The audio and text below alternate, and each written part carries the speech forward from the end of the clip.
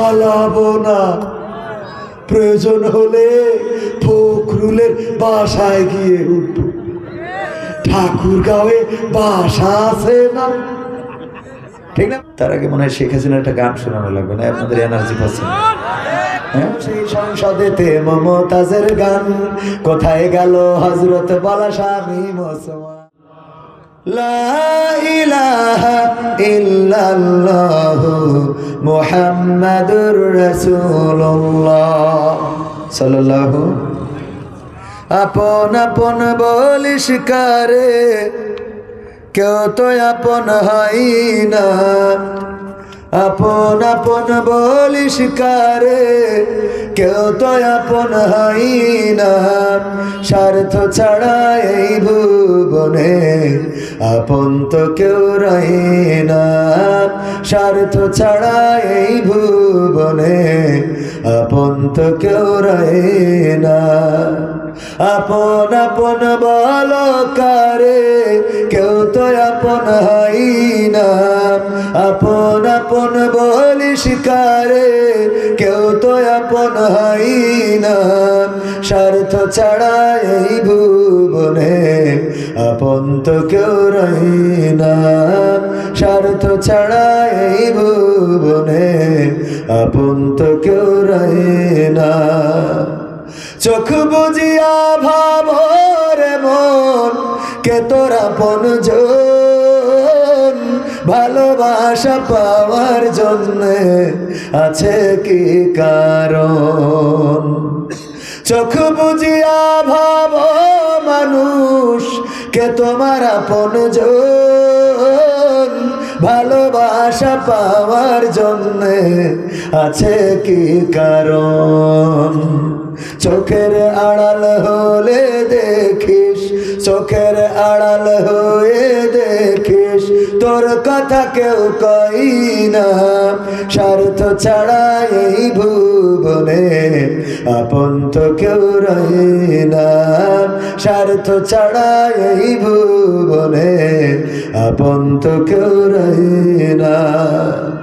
কার জন্যে এই ভালোবাসা, টাকা ঘরার বাড়ি, মরার পরে কবরেতে রাখবে তাড়াতাড়ি। কার জন্যে এই ভালোবাসা, টাকা ঘরার বাড়ি, মরার পরে কবরেতে রাখবে তাড়াতাড়ি। বিনা লাভে বন্ধুরে কেউ, বিনা লাভে বন্ধুরে কেউ তুলার বোঝাও বই না। স্বার্থ ছাড়া এই ভুবনে আপন তো কেউ রয় না। স্বার্থ ছাড়া এই ভুবনে আপন তো কেউ রয় না। আপন আপন বলো কারে, কেউ তো আপন হয় না। আপন আপন বলিস কারে, কেউ তো আপন হয় না। স্বার্থ ছাড়া এই ভুবনে আপন তো কেউ রয় না। স্বার্থ ছাড়া এই ভুবনে আপন তো কেউ রয় না। ঠিক বললাম না ঠিক বললাম? কথা যেগুলো বললাম একটাও কি এর মধ্যে ভুল বলেছি? কারণটা কি প্রমাণিত। যতদিন দিতে পারবেন ততদিন আপনার মূল্য আছে, যতদিন দিবেন ততদিন মূল্যায়ন করবে। যখন দেওয়া বন্ধ করে দেবেন তখন সন্তানের কাছে পিতার দাম নাই, ঠিক না ঠিক? পুত্রবধূর কাছে শ্বশুরের দাম নাই, ভাইয়ের কাছে বোনের দাম নাই, মায়ের কাছে সন্তানেরও দাম নাই। সন্তান যদি থাকে চারজন, একজন খুব দেখে খুব দেয়, আর একজন দিতে পারে না। মা জননীও দেখা যায় যে বেশি দেয় তার পক্ষ নিয়ে কথা বলে, আছে না নাই? ওগো আমার ভাইয়েরা, সুতরাং যতদিন দিবেন ততদিন আপনার কদর করবে, মূল্যায়ন করবে। যখন দেওয়া বন্ধ হয়ে যাবে দেখবেন অনেকে অসুস্থ হয়ে পড়ে থাকে। মসজিদে আসে ইমাম সাহেবকে বলে, হুজুর আপনি কিছু ছাত্রদেরকে নিয়ে আমার বাড়িতে চলেন, আমার বাবা অসুস্থ অবস্থায় আছে, তার চারিপাশে একটু কোরআন পড়তে হবে। তার কারণ হলো তাড়াতাড়ি করে কোরআন পড়ে যেন আজরাইলের ডেকে নিয়ে আসা যায়। ঠিক না বেঠিক? হুজুর এতদিন টেলিভিশন চালায়, এই জন্য মনে হয় আজরাইল আসে না। আপনি যে ছাত্রদের নিয়ে কোরআন পড়বেন, তাইলে মালাকুল মাউত আসতে পারে। আমার আব্বা মৃত্যু যন্ত্রণায় কষ্ট পাচ্ছে, কোরআন পড়লে একটু সহজ হয়ে যাবে, তার মানে জানো তাড়াতাড়ি চলে যাই রে। ঠিক না বেঠে? যতদিন দিয়েছেন ততদিন মূল্য ছিল। উৎকৃষ্ট উদাহরণ যদি দিতে চাই, আমার বাংলাদেশের সাবেক প্রধানমন্ত্রী শেখ হাসিনা, তার স্মৃতি বিজড়িত এবং তার বাবার স্মৃতি বিজড়িত বাড়ি ঢাকার 32 নম্বর ধানমন্ডি, সেই বাড়িটা ভেঙে চুরমার করে দিল, তছনছ করে দিল।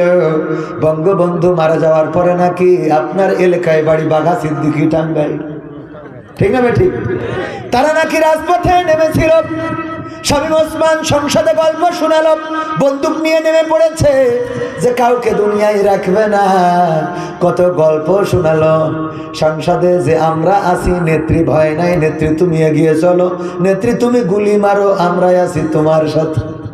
ঠিক না ঠিক? সেই নেত্রী চলে গেল, নেত্রীর আগেও অনেকেই গিয়েছে, পরেও গিয়েছে।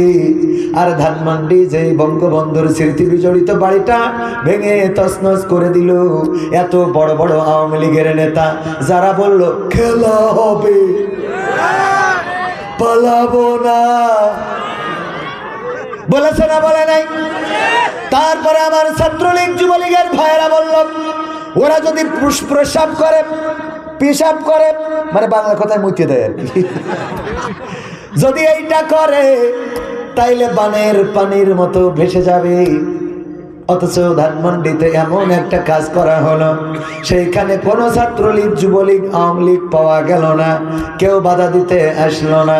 আমি বলি ওগো আমার আওয়ামী লীগের ভাইয়েরা, এত বড় বাড়ি, বঙ্গবন্ধুর স্মৃতি বিজড়িত 3 তলা বাড়িটা এবং আন্ডারগ্রাউন্ড, কেউ বলে আয়না ঘর, সেটা নাকি সিঞ্চন করা হয়েছে। তার মধ্যে কিছু হাড়গোড়, তার মধ্যে কিছু বাচ্চাদের শার্ট, কিছু জুতা, এগুলো পুরাতন থাকতেই পারে। আর হাড়গোড় মানুষের না গরুর না কুত্তার, সেটাও তো বোঝা কষ্ট। ডিএনএ টেস্ট করলে বোঝা যাবে। যাই পাওয়া যাক না কেন, এই বাড়ি এত কিছু করা হলো, একজনও ওখানে যেহেতু কথা বলেন নাই, এখন চায়ের দোকানে বিড়ি টানবেন আর বলবেন যে আমরা আগামী দিনে চট করে ঢুকে পড়বো, খেলা আবার হবে, এইটা কিন্তু আর সহ্য করা হবে না। ঠিক না ঠিক? বাড়ি ঘরগুলো ভাঙা হচ্ছে, তছনছ করে দেওয়া হচ্ছে, শহরে বন্দরে হামলা করা হচ্ছে। বাধা যেহেতু দিতে পারছেন না, সাহস নাই, সুতরাং চার দোকানে বসে বলবেন না আগেই তো ভালো ছিলাম। হ্যাঁ, চার দোকানে বসে বসিতে হ্যাঁ আসছি, ভয়ঙ্কর রূপে ফিরবো। কি রূপে? ভয়ঙ্কর রূপে। তোদের রূপ তো বাংলাদেশের লোক দেখেছে। কিছুক্ষণ আগে তো রফিকুল ইসলাম খান মোহতারাম বলেই দিলেন, 1 মাসে 2000-এরও বেশি ছাত্র শুধু হত্যা করে নাই, বরং ঢাকার অলিতে গলিতে, রাজপথে, বাড়িতে, ছাদে, হাটে, মাঠে পড়েছিল। সুতরাং তোমরা কত ভয়ঙ্কর জাতি দেখেছে, এর থেকে ভয়ঙ্কর রূপে ফিরবা। সেই ভয়ঙ্কর এ জাতি জানে যে তোমরা ফিরলে কত ভয়ঙ্কর হবা। কারণ তোমাদের পিলখানা হত্যাকাণ্ড, আলেম ওলামা হত্যা, আমিরে জামাতদেরকে হত্যা, সেক্রেটারি জেনারেল হত্যা, এমনকি বিএনপির শাখা চৌধুরী সহ অনেক নেতাকর্মী হত্যা, খুন, গুম, অপহরণ, ধর্ষণ, এগুলো তোমাদের নিত্য নৈমিত্তিক ব্যাপার ছিল। এমনকি দাদার দেশে পালিয়ে যেও সেখানকার প্রশাসনের হাতে ধর্ষণের অপরাধে ধরা খেয়েছে। তার মানে ওয়েনে যেও মেশিন ঠিক রাখতে পারি। ঠিক না ঠিক? তো এর থেকে ভয়ঙ্কর হলে কি হইতে পারে? সুতরাং আমরাও সব রকম ভয়ঙ্কর মোকাবেলা করার জন্য প্রস্তুত আছি। তবে তোমরা বলো পালাবো না, তোমরা বলো পালাবো না বলে আবার পালিয়ে যাও। আর আমরা তারা যারা আমরা বলি ইন্না সলাতি ওয়া নুসুকি ওয়া মাহইয়ায়া ওয়া মামাতি লিল্লাহি রাব্বিল আলামিন, আমাদের নামাজ, কুরবানি, জীবন মরণ কার জন্য? সুতরাং আমরা পালাবো না।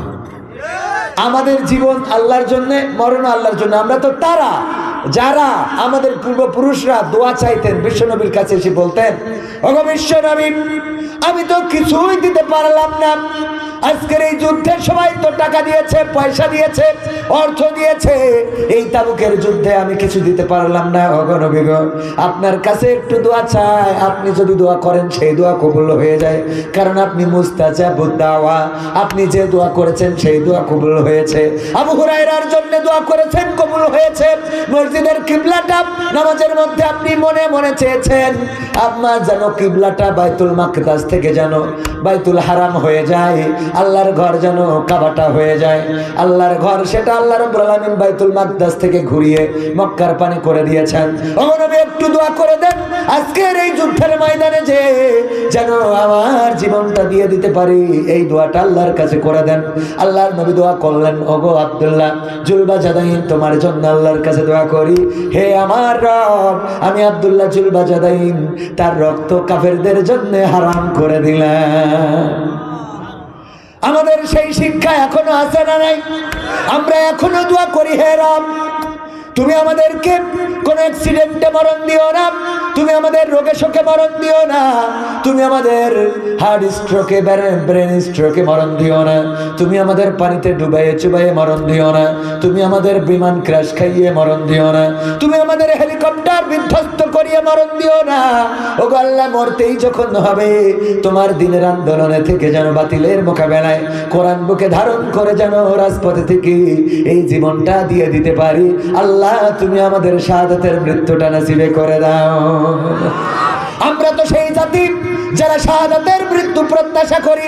আমরা গান গাই, আমাকে শহীদ করে সেই মিছিলে শামিল করে নিও, যেই মিছিলের নেতা আমির হামজা, খুবাইব খাবাব তোমার ছিল যারা অতি প্রিয়, শামিল করে নিও, আমাকে শহীদ করে সেই মিছিলে শামিল করে নিও।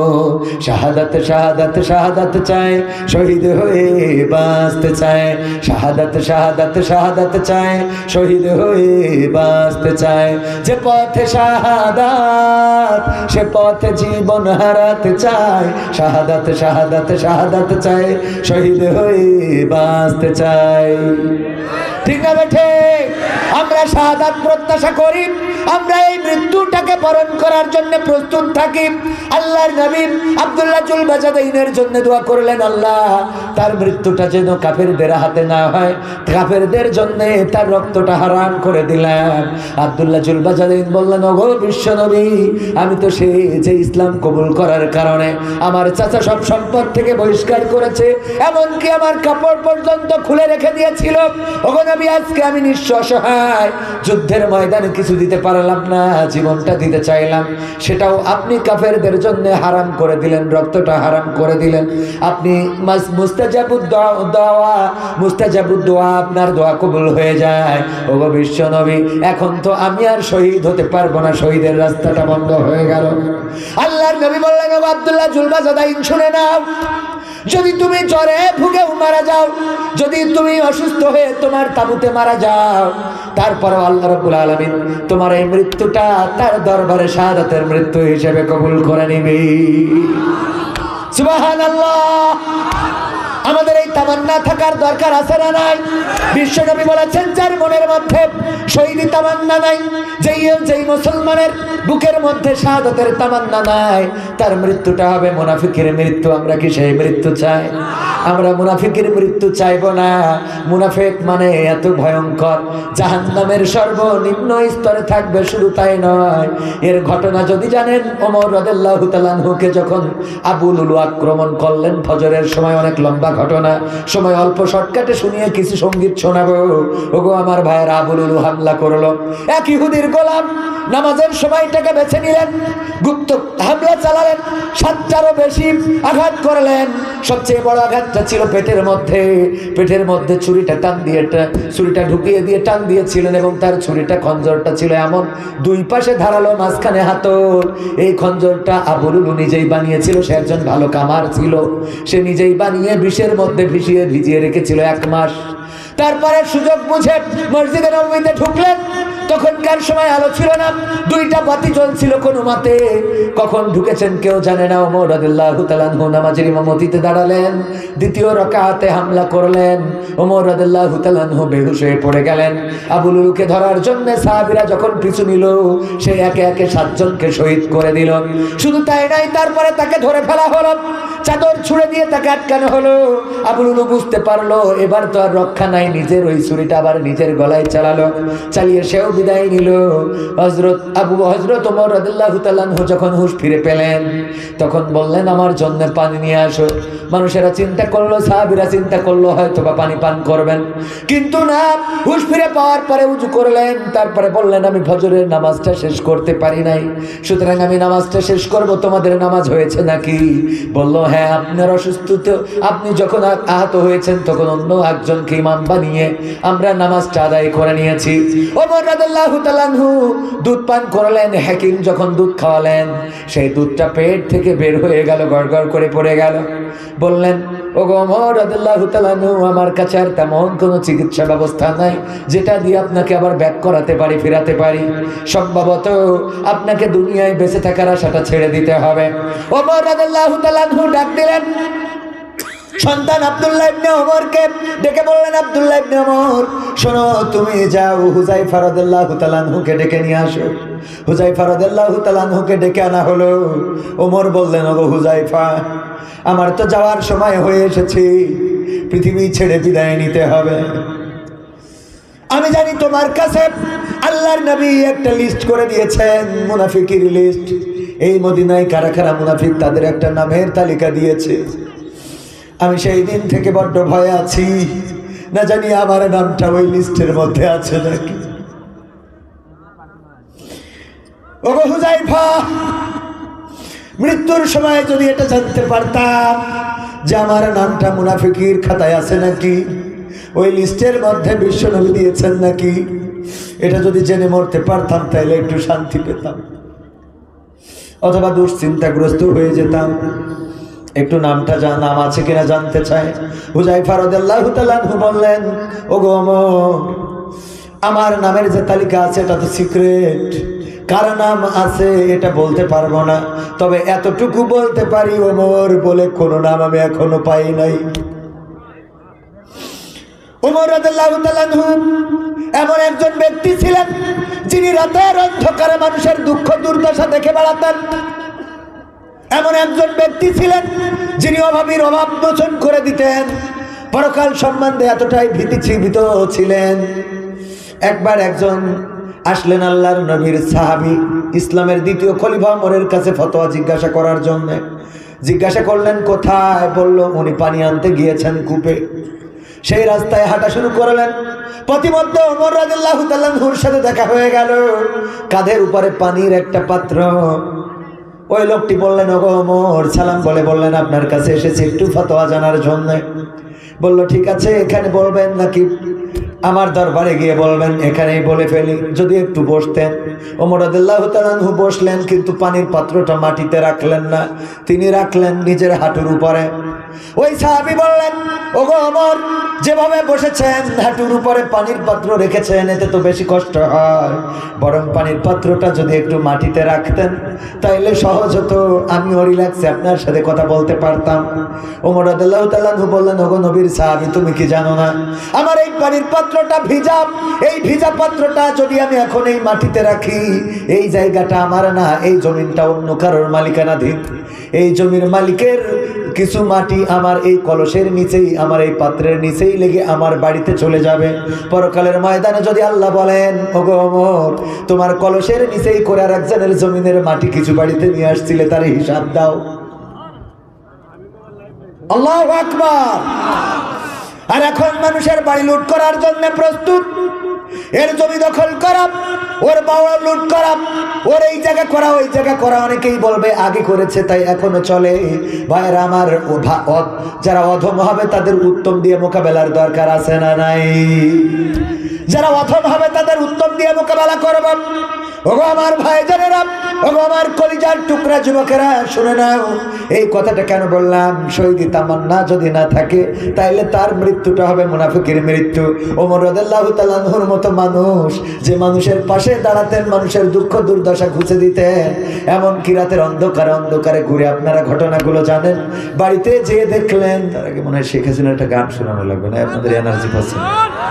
হ্যাঁ, ক্ষমতায় কেউ, মানে বুঝতে পারি, কারণ আমার কাছে অনেকেই ওয়াজ আশা করে না। অনেকে মনে করে ওয়াইসে গান গাবে, এই হ্যালো বলবে, খেলা হবে, এইগুলো বলবে, ঠিক না? এইগুলো আমার কাছে, আমি খুব বিপদে। এইগুলো বললেও বিপদে, না বললেও বিপদে।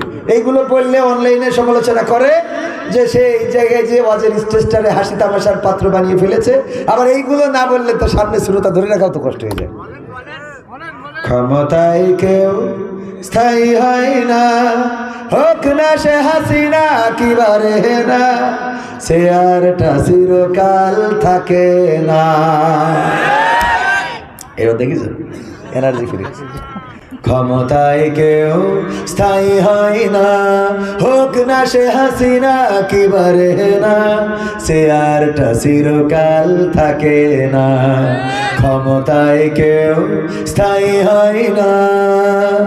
মুজিবুর বেশি দিন থাকেনি, জিয়াউর কেউ তো রাখেনি। মুজিবুর বেশি দিন থাকেনি, জিয়াউর কেউ তো রাখেনি। এরশাদ চলে গেছে পৃথিবী ছেড়ে, এরশাদ চলে গেছে পৃথিবী ছেড়ে, কেউ আজ তার কথা কয় না। ক্ষমতায় কেউ স্থায়ী হয় না, হোক না সে হাসিনা কিবারে না, সে আরটা চিরকাল থাকে না। ক্ষমতায় কেউ স্থায়ী হয় না। হাসিনা ক্ষমতা ধরে রাখতে আয়না ঘর বানিয়েছিল, জনগণের রোশানলে দাদার দেশে পালিয়ে গেল। হাসিনা ক্ষমতা ধরে রাখতে আয়না ঘর বানিয়েছিল, জনগণের রোশানলে দাদার দেশে পালিয়ে গেল। ডিবি হারুনের পাশে আর, ডিবি হারুনের পাশে আর পরিমণিদের দেখা যায় না। ক্ষমতায় কেউ স্থায়ী হয় না, হোক না সে হাসিনা কিবারে না, সে আরটা চিরকাল থাকে না। ঠিক না বেঠে? ওগো আমার ভাইরা, এই চিরকাল চিরকাল থাকে না, চিরকাল থাকবে না। এই জন্যে দুনিয়া যেহেতু ছাড়া লাগবে, মৃত্যুর প্রস্তুতি নেওয়ার দরকার আছে না নাই? মৃত্যুর প্রস্তুতি যদি নিতে হয়, দুনিয়ার জীবন এমন করে গড়ে তুলতে হবে ওমর রাদিয়াল্লাহু তাআলা আনহুর মতো। ওমর রাদিয়াল্লাহু তাআলা আনহু এবার কি করলেন? হুযায়ফাকে ডাকার পরে যখন শুনলেন এই লিস্টের মধ্যে আবু ওমর বলে কোনো নাম নাই, বললেন আমি নিশ্চিন্ত হলাম, এখন আমি মারা যেও শান্তি পাবো। আমার মনের মধ্যে সেই দিন থেকে দুশ্চিন্তা, যেই দিন থেকে জেনেছি আল্লাহ রাসূল মুনাফিকদের লিস্ট করে দিয়েছেন, ওই দিন থেকে ভয় হতো ওগো হুযায়ফা, না জানি আমার নামটা এর মধ্যে আছে কিনা। এবার আব্দুল্লাহ ইবনে ওমরকে ডেকে বললেন, যাও আম্মা আয়েশা রাদিয়াল্লাহু তাআলা আনহাকে সালাম বলবা, আর তাকে বলবা ওমর রাদিয়াল্লাহু তাআলা আনহু বলেছে।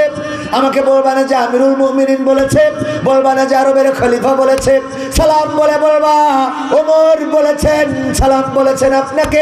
সেই সাথে একটা অনুরোধ করেছেন, অনুনয় করেছেন, বিনয় করে একটা আরজি করেছেন, সেটা হলো আল্লাহর নবী যেখানে ঘুমিয়েছেন, ও আবু বকর রাদিয়াল্লাহু তাআলা আনহু যেখানে ঘুমিয়েছেন, তার পাশে যে খালি জায়গাটা আছে, ওই জায়গাটায় আমি ওমর একটু দাবি করছি আমার কবরটা যেন দেওয়া হয়। খবরদার বলবা না আমিরুল মুমিনিন বলেছে, আমার ক্ষমতার কোনো পাওয়ার দেখাবা না। বলবে না। ইসলামের দ্বিতীয় খলিফা বলেছে, এটাও বলবে না। ওমর রাদিয়াল্লাহু তাআলা আনহু যখন এই কথা বললেন, আম্মা আয়েশা রাদিয়াল্লাহু তাআলা আনহু বললেন, আমি চেয়েছিলাম আমার বাবা এবং আমার স্বামী যেখানে ঘুমানো ওই জায়গাটায় আমি ঘুমাবো, কিন্তু ওমর যেহেতু দাবি করেছেন আমার চেয়ে ইসলামে ওমরের অবদান অনেক বেশি, সুতরাং ওমরের এই দাবিকে আমি প্রত্যাখ্যান করতে পারি না, আমি অনুমতি দিয়ে দিলাম। এখানেই শেষ নয়, ওমর রাদিয়াল্লাহু তাআলা আনহু মৃত্যুর আগে আবার আব্দুল্লাহ ইবনে ওমরকে ডাকলেন, ডেকে বললেন, ওগো আব্দুল্লাহ, আমার জানাজা করবা, তারপরে আমার লাশ খাটিয়াই করে নিয়ে আবার আয়েশার সামনে নিয়ে যাবা, আয়েশার বাড়ির সামনে নিয়ে যাবা। আম্মা আয়েশা রাদিয়াল্লাহু তাআলা আনহাকে বলবা ওমরের লাশটা আপনার বাড়ির সামনে রাখা হয়েছে, যদি অনুমতি দেন তাইলে এই লাশটাকে ওখানে দাফন করতে চাই, মৃত্যুর পরে আরেকবার অনুমতি দিবা, যদি আমি মৃত লাশটারে অনুমতি দেয় তাইলে এখানে দাফন করবা, না হইলে জান্নাতুল বাকিতে আমারে দাফন করে দিবা। এই ছিল ওমর রাদিয়াল্লাহু তাআলা আনহু, যে নিজের খেলাফতের পাওয়ার দেখায় নাই, নিজে আমিরুল মুমিনিন এই পাওয়ারটা দেখায় নাই, যে মানুষের গরিব দুঃখীর দুঃখ মোচন করে দিয়েছেন, রাতের অন্ধকারে ঘুরেছেন, কে খেয়ে আছে কে না খেয়ে আছে সবার জানা কথা। একটা বাড়িতে দেখলেন যে একজন মহিলা হাঁড়িতে জাল দিচ্ছেন, কি জাল দিচ্ছেন জানেন না, উনি দেখতে লাগলেন জাল দিতে দিতে বাচ্চারা কাঁদতে কাঁদতে ঘুমিয়ে গেল। ওমর রাদিয়াল্লাহু তাআলা আনহু বাড়িতে ঢুকলেন, তারপরে বললেন, ওগো কি জাল দিচ্ছিলে গো মহিলা, কি এমন জ্বালাচ্ছিলে যে রান্না শেষ হয় নাই, তোমার সন্তানেরা ঘুমিয়ে গেল? ওমর রাদিয়াল্লাহু তাআলা আনহুকে সেই মহিলা জানালেন, আমার সন্তানেরা ক্ষুধার্ত, 3-4 দিন ধরে কিছু খায় না, আমার বাড়িতেও কিছু নাই, কোনো খাবার ব্যবস্থা করতে পারি নাই, এই জন্য পাথর কুড়িয়ে এনে জ্বালাচ্ছিলাম যেন ওরা সান্ত্বনা পায়, আর আমি জানি ওরা ক্লান্ত হয়ে একসময় ঘুমিয়ে পড়বে, এই কারণে আমি এই পাথরগুলো জ্বালাচ্ছিলাম, ওরা ঘুমিয়ে গিয়েছে, চুলাটা নিভিয়ে দিয়েছি। ওমর রাদিয়াল্লাহু তাআলা আনহু তাড়াতাড়ি করে আসলেন, আটার বস্তা মাথায় করে নিয়ে রওনা করলেন। সাথে থাকা লোকজন বলল, আটার বস্তাটা আমাদের মাথায় দেন। ওমর বললেন, তোমাদের মাথায় দিতে পারি যদি তোমরা আমাকে কথা দাও, পরকালে আল্লাহ যেদিন বিচারের কাঠগড়ায় দাঁড় করাবে, যেদিন গুনার খাতাটা আমার হাতে দিয়ে দেবে, ওই দিন ওই গুনার খাতাটা তোমরা তোমাদের কাঁধে নিবা, এইটাতে যদি রাজি থাকো তাইলে আটার বস্তাটা মাথায় দেব। আল্লাহু আকবার বলবেন না? চলে গেলেন বাড়িতে, রুটি বানালেন নিজ হাতে, সেকে দিলেন, তারপরে বাচ্চাদের ডাকলেন, খাওয়ালেন, নিজে মুখে তুলে খাওয়ালেন। ওই মহিলা বলল, কে তুমি বাবা? জানি না, তোমার জন্য আমি একটু দোয়া করতে চাই। দুটি হাত তুলে দোয়া করলেন, ওগো রব, এই আরব বিশ্বে যদি তুমি ওমরের মতো একজন প্রেসিডেন্ট না বানাই, এই লোকটার মতো যদি একজন খলিফা বানিয়ে দিতে, ওগো আল্লাহ, তাইলে এই রাষ্ট্রের অবস্থাটা আরো পরিবর্তন হয়ে যেত। ওমর রাদিয়াল্লাহু তাআলা আনহু বললেন, ওগো মহিলা, ওগো বুড়িমা, আপনি কালকে ওমরের রাজপ্রাসাদে আসবেন, তার দরবারে আসবেন, ওখানে আমি থাকবো, আপনার জন্য কোনো ব্যবস্থা যদি করা যায় করে দেব। পরের দিন যখন এই মহিলা গেলেন, যে দেখলেন যেই আসনে আরেকজন প্রেসিডেন্ট তিনি মনে করেছেন বসে থাকবেন, সেই আসনে যেয়ে দেখে গতকাল রাত্রে যিনি নিজ হাতে রুটি বানিয়ে বাচ্চাদের মুখে তুললে খাইয়েছেন, সেই লোকটাই আজকে খলিফার আসনে বসা। আর আমাদের চেয়ারম্যান হইলেই বাইসাইকেল নাই, চেয়ারম্যান হইলেই মোটরসাইকেল, আবার সাথে ড্রাইভার রাখে, আছে না নাই? চেয়ারম্যান হয়েই ভাব বাইরে যায়, আরে বাবা। আর চেয়ারম্যানের পিএসের তো গিয়ার আরো বেশি, ও যদি 4 গিয়ার হয় 5 গিয়ারের পালসা, ঠিক না বেঠিক? আরে কি আর না জাতি, এখনো জাতি পারিনি, তাই কত গিয়ার কত জায়গায়, আছে না নাই? আর গেলি কি হবে? মাথায় রাখবেন, এই দুনিয়া চিরস্থায়ী না। ক্ষমতা আল্লাহ যাকে চান, ওয়াতু ইজ্জু মান তাশাউ ওয়া তুযিল্লু মান তাশা, আল্লাহ যাকে চান তাকে ইজ্জত দেন, যাকে চান তাকে বেইজ্জতি করেন। এটার মালিক কে? সুতরাং সেই আল্লাহর পরে নির্ভর করে আমার দুনিয়ার পরে চলতে হবে। ভাইয়েরা আমার, এমপিরা সব কোথায় গেল? মন্ত্রীরা সব কোথায় গেল? কোথায় কাদের কাকা? তাদের ছাড়া দেশটা এখন লাগে ফাঁকা ফাঁকা, ঠিক না বেঠে? পালাবো না, প্রয়োজন হলে ফখরুলের বাসায় গিয়ে উঠবো, ঠাকুরগাঁওয়ে বাসা আছে না, ঠিক না বেঠে? পালাবে না যাই না তবু দেখা, পালাবে না যাই না তবু দেখা। তাদের ছাড়া দেশটা এখন লাগে ফাঁকা ফাঁকা, ওদের ছাড়া দেশটা এখন লাগে ফাঁকা ফাঁকা। আইন মন্ত্রী আটকে গেল আইনেরই ফাঁকে, দাড়ি ছাড়া দরবেশের ভণ্ড ভণ্ড লাগে। ঠিক না বেঠে? আইন মন্ত্রী আটকে গেল আইনেরই ফাঁকে, দাড়ি ছাড়া দরবেশের ভণ্ড ভণ্ড লাগে। শুনছি কত নেতা নেত্রী খাইতেছে ভাই ডান্ডা, বিচারপতি কালামানিকের ফাটিয়েছে আন্ডা। পলকেরও ঝলক গেল, পলকেরও ঝলক গেল থামিয়ে নেটের চাকা। তাদের ছাড়া দেশটা এখন লাগে ফাঁকা ফাঁকা, ওদের ছাড়া দেশটা এখন লাগে ফাঁকা ফাঁকা। কই গেল সেই সংসদেতে মমতাজের গান, কোথায় গেল হযরত বলা স্বামী মুসলমান?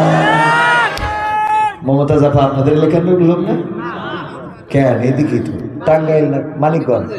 মানিকগঞ্জ, ও আচ্ছা মানিকগঞ্জ। হ্যাঁ, আমি বললাম মমতাজ আপার মতো নেমখারাম বেঈমান স্বার্থপর লোক থাকতে পারে কেন?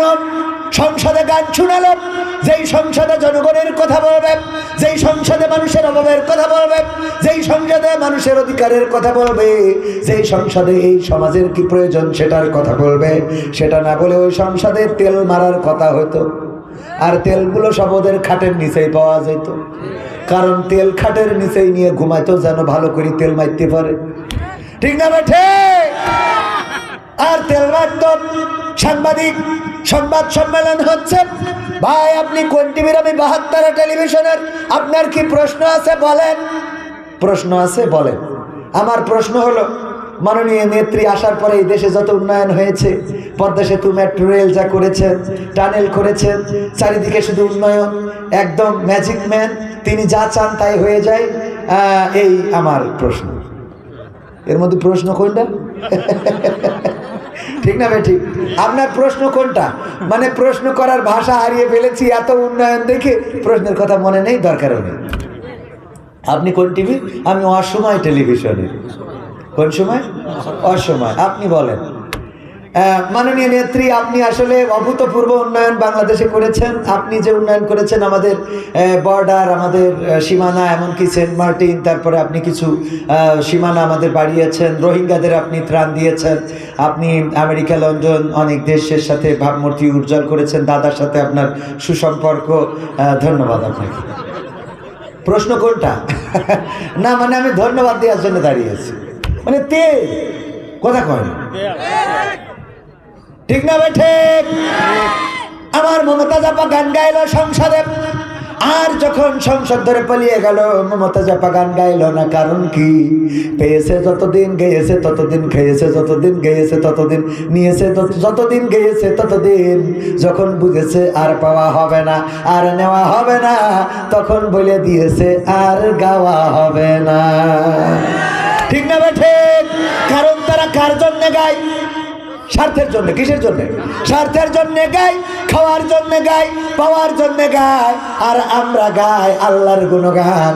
আমরা খাওয়ার জন্য নয়, পাওয়ার জন্য নয়, আমরা গাই আল্লাহর সন্তুষ্টির জন্য। এই দুনিয়ার জীবনের বিনিময়ে যেন আল্লাহ ক্ষমা করে দিয়ে জান্নাতের বাসিন্দা করে দেন তার জন্য। সুতরাং আমরা মৃত্যুর আগ পর্যন্ত মরি, বাঁচি, রিমান্ডে যাই, হাসপাতালে যাই, আমাদের দেশ থেকে বিতাড়িত করুক, যাই করুক না কেন, আল্লাহর গুণগান গাওয়া বন্ধ হবে না। ঠিক না বেঠে? আল্লাহর গুণগান গাইলে কোনো ভয় নাই, কোনো দুশ্চিন্তা নাই, কোনো টেনশন নাই, আপনার কোনো আতঙ্ক নাই। কারণ যদি উদাহরণ দিয়ে বলি, আমার প্রিন্সিপাল সাহেব গরু পালন করে, উনি গরু পালন করার কারণে গরু মাঝে মাঝে মাঠে খাইতে দিতে হয়, জানেন কি না? সবাই তো জানার কথা, দেশের মানুষ। উনি গরু মাঠের মধ্যে ছেড়ে দিয়ে রেখে আসছে, ওনার একটাই মাত্র গরু। মাহফিলে চলে এসেছে, খেয়াল নাই গরুটা বাড়িতে আনা হয় নাই। গরু যেখানে রেখে আসছে পাশেই ছিল জঙ্গল, ওই জঙ্গল থেকে বাঘ একটা বের হয়ে গরুরে দৌড়ানি দিয়েছে ধরার জন্য। গরুও দৌড়ায়, বাঘও দৌড়ায়। গরুর থেকে বাঘের দৌড়ের গতি কন্যা বেশি। বেশি হওয়ার কারণে গরু চিন্তা করলো বাঘের সাথে তো পারবো না। বুদ্ধি করে পাশে একটা কাদাওয়ালা জমিন ছিল, কাদাওয়ালা ক্ষেত ছিল বা পুকুর ছিল, তার মধ্যে লাফ দিয়েছে। কাদার মধ্যে 4 হাত পা ডেবে গেছে, উঠাইতেও পারে না, বেরও করতে পারে না। বাঘও ধরার জন্য, গরুরে ওই ধরার জন্য যখন লাফ দিয়েছে, বাঘের দৌড়ের গতি বেশি থাকার কারণে গরুরে রেখে 3 হাত সামনে যাই পড়েছে। কয় হাত? বাঘেরও হাত পা ডেবে গেছে, যত ছাড়াইতে চাই তত জড়িয়ে যায়। এমন কিছু কাদা আছে না নাই? চোরাবালি যত ছাড়াইতে চাবেন তত জড়িয়ে যায়, বাঘ যত ছাড়াতে চায় তত জড়াইয়ে যায়। গরু কোনো টেনশন ছাড়াই বসে বসে খালি জাবর কাটাছে। গরু বলছে, গরু জাবর কাটাছে, বাঘ বলতেছে গরু তুই তো আসলেই গরু। কে ভাই কি আছে? গরু তো ভাই কি হয় ভাই, অসুবিধা কি? এই গরু অসুবিধা কি মানে? তোরে যদি আমি ধরতাম তাইলে তোরে তো খেয়ে আমার প্রাণটা বাঁচাইতাম, একজন তো বেঁচে থাকতাম। আবার তুই যদি দৌড়াই পালিয়ে যেতিস তাইলে তুইও বেঁচে যেতিস, আমিও বেঁচে যেতাম। কিন্তু এমন একটা কাম করেছিস রে গরু, এখন তুইও মরবে আমিও মরব। অসুবিধা কি ভাই? এই গরু তাহলে কি করতে? অসুবিধা কি? তোর তো কুরবানি করিনি কেন যদি? অসুবিধা কি মানে? ইচ্ছা সে হলো, তোর অসুবিধা কি সেইটা বোঝাচ্ছি না। মরে গেলে কি হবে ওটা বোঝার দরকার নাই। তবে এতটুকু বলতে চাই, যেহেতু এই বিপদে পড়েছি, এখন ছাড়াইতেও পারি না, বেরোইতেও পারি না, মারা যেতে হবে। আমি কত টেনশন করি, আর তুই টেনশন ছাড়া জাবর কাটাস কেমনে? মানে আমি টেনশন করি, তুই জাবর কাটাস কেমনে? গরু বলে ওগো ভাই তুমি তো জানো না, তুমি থাকো বনে, আমার খবর রাখো না। আমার একজন মালিক আছে, আমি তার গোলাম, আমি তার আনুগত্য স্বীকার করে নিয়েছি। আমি তার, সে যদি বলে ডাইনে যাও আমি ডাইনে যাই, সে যদি বলে বামে যাও আমি বামে যাই, সে যদি বলে গাড়ি টানো আমি টানি, সে যদি বলে ন্যাঙ্গল চষতে আমি চষি, সে যখন দুধ চায় আমি চুপ করে দাঁড়িয়ে থাকি, আমার থেকে দুধ দহন করে নেয়। সে যখন যা বলে আমি ওই মালিকের তাই করে দিই। তিনি হলেন ওই পুকুর পাড় SNB ফাজিল ডিগ্রি মাদ্রাসার প্রিন্সিপাল। আমি উনার গোলাম।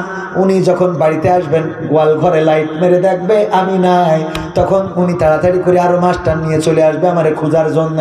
মাঠে এসে টর্চ লাইট দিয়ে খুঁজতে খুঁজতে যখন ওই লাইটের আলোয় তোমারেও দেখবে আমারেও দেখবে, আমার মালিক, আমি তার আনুগত্য করার কারণে, তার কাছে আমি আমাকে সমর্পণ করে দেওয়ার কারণে ওই মালিক আমাকে উদ্ধার করে নিয়ে যাবে। আর তোমার জন্য আমি এই বিপদে পড়েছি, সুতরাং তোমাকে এখানে কবর দিয়ে তারপরে বাড়ি যাবে। এখন বলো আমি জাবর কাটাবো নাকি তুমি কাটাবা? কথা কি বোঝা গেছে? যে মালিকের আনুগত্য করে তার জন্য এটাই যথেষ্ট যে আল্লাহর কথা মতো ফজরের আজান দিলে ঘুম থেকে ওঠে, ঘুম থেকে নামাজ উত্তম, সে আর ঘুমায় না, কম্বলটা লাথি দিয়ে ফেলে দেয়, মসজিদে চলে যায় নামাজের জন্য। যখন সকাল না হতে আবার কোরআন তেলাওয়াত করে দিনের শুরু করে, যে কাজ করতে করতে আবার জহরের সময় যখন মুয়াজ্জিন বললে হাইয়া আলাস সালাহ হাইয়া আলাল ফালাহ, আসো নামাজের দিকে, আসো কল্যাণের দিকে, তখন সব কাজ ফেলে রেখে আবার মসজিদে চলে যায়। আবার ব্যস্ত হয়ে পড়ে দুনিয়ায়। আসরের আজান দেয় মুয়াজ্জিন, আবার মসজিদে চলে যায়। মাগরিবের আজান আবার চলে যায়। ইশার আজান আবার নামাজ পড়ে তারপরে ঘুমাতে যায়। এমন ভাবে যারা আল্লাহর আনুগত্য স্বীকার করে নেয়, ইসলামী আন্দোলনের জন্য ডাক দিয়েছে, কোরআন কায়েমের জন্য ডাক দিয়েছে, বাড়িতে খাবার আছে কি নাই? সন্তান বলল বাবা তুমি তো চলে যাও, না জানি এই মিছিলে গেলে গুলি হইতে পারে, না জানি এই মিছিলে গেলে নির্যাতন নিষ্পেষণ হইতে পারে। সব মায়া ধ্যান ধারণা ভুলে আল্লাহর দিন, আল্লাহর জমিনে বাস্তবায়নের জন্য সব কষ্ট ভুলে রাজপথে চাপিয়ে পড়ে, বাতিলের মোকাবেলায় নিজেদেরকে সমর্পণ করে দেয়। কারণ তারা পড়েছে ইন্না সলাতি ওয়া নুসুকি ওয়া মাহইয়ায়া ওয়া মামাতি লিল্লাহি রাব্বিল আলামিন। তারা পড়ে নিয়েছে ওগরব। ঘোষণা করে দিলাম নিশ্চয় আমাদের সালাত, আমাদের কুরবানি, এই কুরবানির মধ্যে শুধু গরু কুরবানি না, এই কুরবানির মধ্যে শুধু ছাগল কুরবানি না, এই কুরবানির মধ্যে ওই ঈদুল আজহার ঈদের কুরবানি না, এই কুরবানির মধ্যে মাদ্রাসায় 1 ব্যাগ সিমেন্ট দিয়েছেন, এটাও কুরবানি। ঠিক না বেঠে?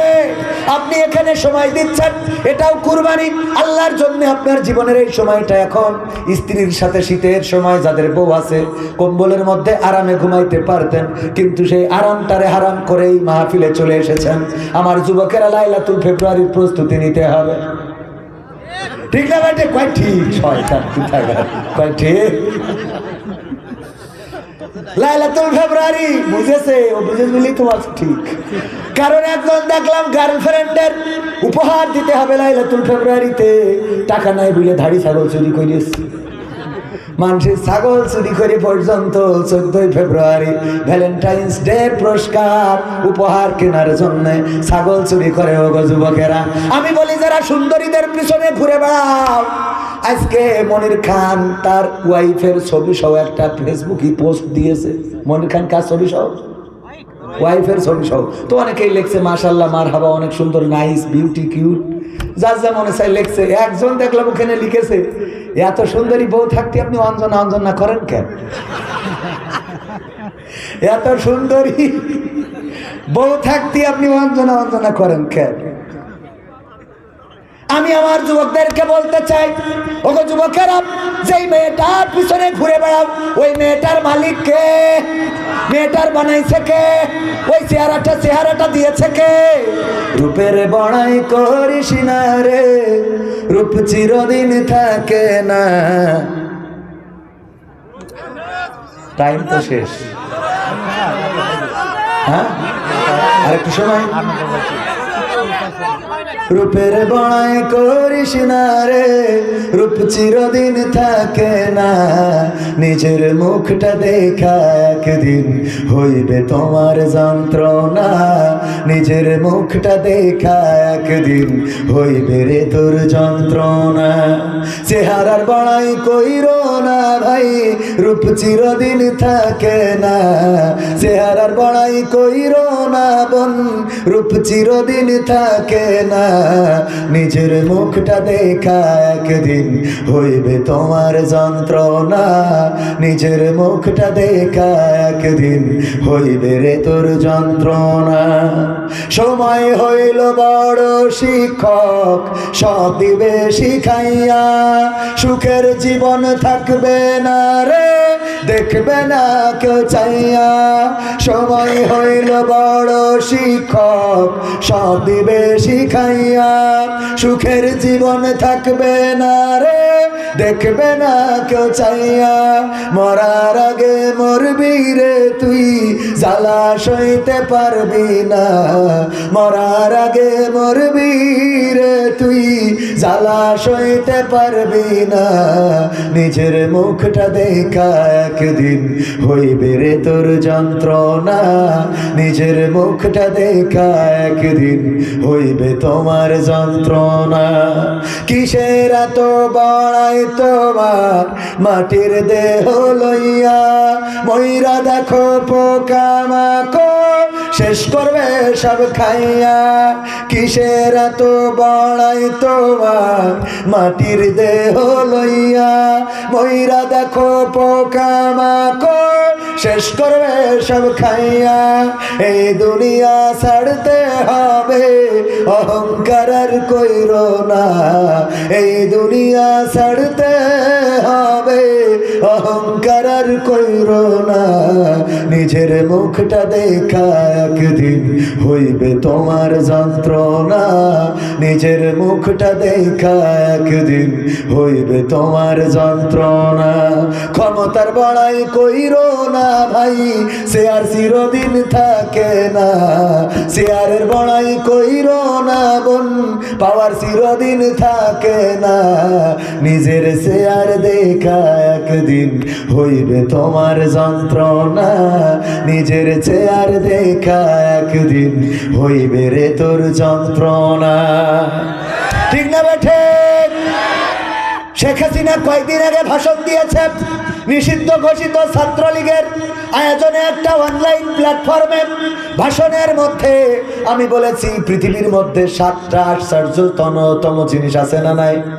এর মধ্যে অষ্টম আশ্চর্য জিনিস হলো, অষ্টমতম আশ্চর্যজনক জিনিস যে শেখ হাসিনা যে ভাষণটা দিয়েছে আধা ঘন্টার মতো, সেই ভাষণের মধ্যে একটা বারের জন্যে ওই ভাষণে জামাত বিএনপির নাম ধরে নাই, জামাত শিবিরের নাম নেয় নাই, শুধুমাত্র নাম নিয়েছে ডক্টর ইউনূস, ডক্টর ইউনূস। কারণ চেয়ারটার এখন হুমকি কে? ডক্টর ইউনূস কিডা? এই জন্য জামাত শিবির ভুলে এখন কিডাই চলে গেছে, ডক্টর ইউনূসই। ওগো আমার ভাইয়েরা, ওই চেয়ারটা দেখে এখন কষ্ট লাগে যুবকেরা আমার। তোমাদের কথা বলতে চাই সোনা পাখিরা, যারা মেয়ে মানুষের পিছনে ঘুরে বেড়াও, যারা বিভিন্ন মেয়ের পিছনে ঘুরতে ঘুরতে জীবনটারে ডাল বানাই ফেলিসাও। ফেন্সি ডালের সাথে তো ওরা খাপ খাইয়ে নেছে, আছে না? মাল খেয়ে টাল হয়ে পড়ে থাকে, মেয়ে পাত্তা দেয় না বলে আগে বিড়ি খাইতো, এখন গাঞ্জা খায়, ঠিক না বেঠে? আগের সময় যদি কেউ চিকন থাকতো, আমার প্রিন্সিপাল জিজ্ঞাসা করতো, এই তুমি এত চিকন হয়ে যাও কেন? তুমি কি কিছু খাও না নাকি? তোমার কি খাওয়া দাওয়া ঠিক মতো হয় না নাকি? বাড়িতে কেউ খাওয়ায় না নাকি? আর এখন যদি দেখে চিকন, আমার প্রিন্সিপাল জিজ্ঞেস করে কিছু খাওয়া ধরেছিস নাকি? ঠিক না বেঠে? এখন চিকনারে বলে কিছু কি খাওয়া ধরি, মানে মাল খাও, আছে না? না ওরে আমার যুবকেরা, এইগুলো করে ভালো মেয়ে পাওয়া যাবে না, সুন্দরী মেয়ে পাওয়া যাবে না। ওই যে জুনিয়র সাকিব বিয়ে করেছিল একটা টিকটকার, বিয়ে করার কারণে কি হারাতি হয়েছে তোমরা তো জানো, যে ও আবার আর একটা বিয়ে করতে গিয়েছে বুঝলে ওর মেশিনটাই কেটে নিয়েছে। তুমি যেমন তোমার ঘরে তেমন আসবে, তুমি যদি টিকটক করে বেড়াও তোমার ঘরে টিকটকার আসবে, তুমি যদি ফেসবুকে রিলস করো, এই করো তাই করো, উল্টো পাল্টা ভিডিও করো, তোমার ওইরকম উল্টো পাল্টা আসবে। তুমি যদি মনে করো যে লাইলাতুল ফেব্রুয়ারিতে একজনের নিয়ে ঘুরে বেড়াবা, কি আর মারবা, আর বিয়ের সময় হুজুরির বলবা, হুজুর মাদ্রাসার হাফেজা সবচেয়ে ভালো মেয়েটা, একটু আপনি কোনটা বলেন? কথা কয় না, আছে না নাই?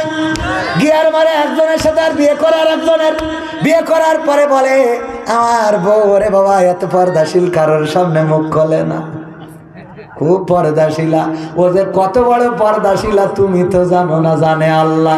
তুই যদি একজন রে 14 তারিখে ঘুরাস, তাহলে তোর ওইটারও আর একজন ঘুরাই তারপর তোর কাছে পাঠাইস, ঠিক না বেটা? তুমি মনে কাছে ফেরেশতা তৈরি নিয়ে আইসা, হ্যাঁ? এটা কখনো হওয়া সম্ভব না। প্লাসে প্লাসে কি কয়? প্লাসে প্লাসে মাইনাস, প্লাসে প্লাসে প্লাস, আর মাইনাসে মাইনাসে মাইনাসে মাইনাসেও প্লাস, কিন্তু প্লাসে মাইনাসে, তার মানে একটা যদি আল্লাহ হয় আর একটা যদি শয়তান হয়, তাহলে ফিরাউন আসিয়ার মতো কোনোদিন মিল হবে না। কোনো না কোনো এক সময় দুইজনের পার্থক্য হওয়া লাগবে না, লাগবে না? যদি নূহ আলাইহিস সালাম তার স্ত্রী ছিল, তার স্ত্রী এবং নূহ কি মিল হয়েছে নাকি? না, হয় নাই। সুতরাং প্লাসে মাইনাসে মাইনাস, মনে রাখতে হবে, মাইনাসে প্লাসে মাইনাস, আর মাইনাসে মাইনাসে মানে দুইটাই যদি গাঞ্জাখোর হয় তাহলে সংসার টেকবে, আবার দুইটাই যদি নামাজি হয় তাও টেকবে। প্লাসে প্লাসে প্লাস, মাইনাসে মাইনাসেও। কিন্তু প্লাস আর মাইনাস যদি হও, তুমি যদি মালখোর হও আর তোমার বাড়ি আসার পরে নামাজ পড়ে দেখে যদি মনে করো বউ ভালো, বুঝুন বা ওরও কোনো কিছু আছে, তাহলে তোর সাথে টিকার কথা না। টেকবে বলেন? টেকবে না তো। একজন আমাদের কলেজের টিচার ছিলেন, বাড়ি বরিশাল, বলল কবির ভাই একটা লজ্জার কথা বলি, আপনি তো ওয়াজ করেন মাঝে মাঝে, কাজে লাগতে পারে কি? আমার চাচা ছিল সমবয়সী, আমি তার ভাতিজা। আমার সমবয়সী হওয়ার কারণে বন্ধুর মতো কথা শেয়ার করতো। বিয়ে করার পরে আমার চাচি আমার চাচার ঠোঁটে কোনোদিন কিস করতে দিত না। এটা দুঃখের বিষয় না? এটা তো খারাপ কাজ না পাগো, সওয়াবের কাজ। সুবহানাল্লাহ বলবেন না? তাও মনে হয় অনেকেই বলেননি, বলেন সুবহানাল্লাহ। আল্লাহর নবী বললেন, ওগো আমার সাহাবীরা শুনে নাও, যদি কেউ তার স্ত্রীর সাথে সঙ্গম করে, মিলন করে, স্ত্রীর সাথে যদি মিলিত হয়, আল্লাহ রাব্বুল আলামিন তার আমল নামায় সওয়াব দিয়ে দেন।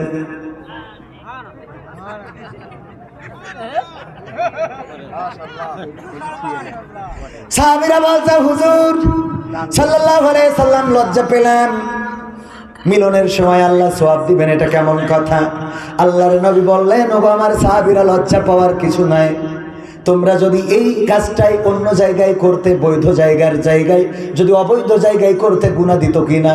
সাহাবীরা বললেন, অবশ্যই গুনাহ হতো। শুধু তাই নয়, এমন অপরাধ মাজা পর্যন্ত কেড়ে দিয়ে পৃথিবীর পরে সঙ্গে সার করে দেওয়া হতো। আল্লাহর নবী বললেন, যেই কাজটা অপাত্রে করলে গুনাহ হয়, সেই কাজটা সঠিক পাত্রে করলে আল্লাহ রাব্বুল আলামিন সওয়াব দিয়ে দেন। সুতরাং এই সওয়াবের দরকার আছে না নাই? বিয়ে করো নাই যুবকেরা, কারা কারা হাত উঁচু করো?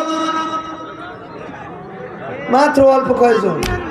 এই অল্প কয়জন, এই শীত আর পার হতে দেওয়ার দরকার নাই। সওয়াবের জন্য হলেও বিয়ে করতে হবে, বাবারে বুঝাইতে হবে হুজুর এ হাত নামান তা। আরে বাবা বিয়ে করা মানে নামা এমনি নামা ফেলে নামাচ্ছেই না। বাবা আমি দোয়া করে দেবো ভাইয়ারা আমার, দোয়া করে দেবো আল্লাহ যেন বিবাহের ব্যবস্থা করে দেয়। আজকে পিতামাতাকে এই হাদিসটা শোনাতে হবে। ওগো মা, ওগো বাবা, বিশ্বনবী বলেছেন স্বামী স্ত্রীর মিলনের মধ্যেও সওয়াব আছে, সুতরাং এই সওয়াব বঞ্চিত আর হইতে চাই না। ঠিক না বেঠে? এই সওয়াব বঞ্চিত হওয়া কোথা থেকে কোথায় চলে আসলাম। লাইলাতুল ফেব্রুয়ারির কথা বলছিলাম। এই লাইলাতুল ফেব্রুয়ারির পিছনে না ঘুরে ওগো আল্লাহর বান্দা, ওগো যুবক, তুমি যদি মসজিদে যাও, আল্লাহর কাছে মাথা নত করো, সিজদা করো, তাহাজ্জুদের নামাজে যদি কাদাকাটি করো, আল্লাহ সৎ পাত্রী দান করো, আল্লাহ উত্তম পাত্রী দান করো, এমন পাত্রী যেন দুনিয়ার জীবনে সুখ স্বাচ্ছন্দ্যের সাথে বসবাস করতে পারি। মেয়ে শুধু সুন্দরী হইলে হবে না, সুন্দরী যদি হয় আর যদি সে পরকিয়া করে, তাইলে তোমার জীবনও শেষ, তার জীবনও শেষ, তোমার পরিবার শেষ, তারও পরিবার শেষ। বলেন ঠিক কিনা? ঠিক না বেঠে? সুতরাং সুন্দরী হইলে ভয় আছে না নাই?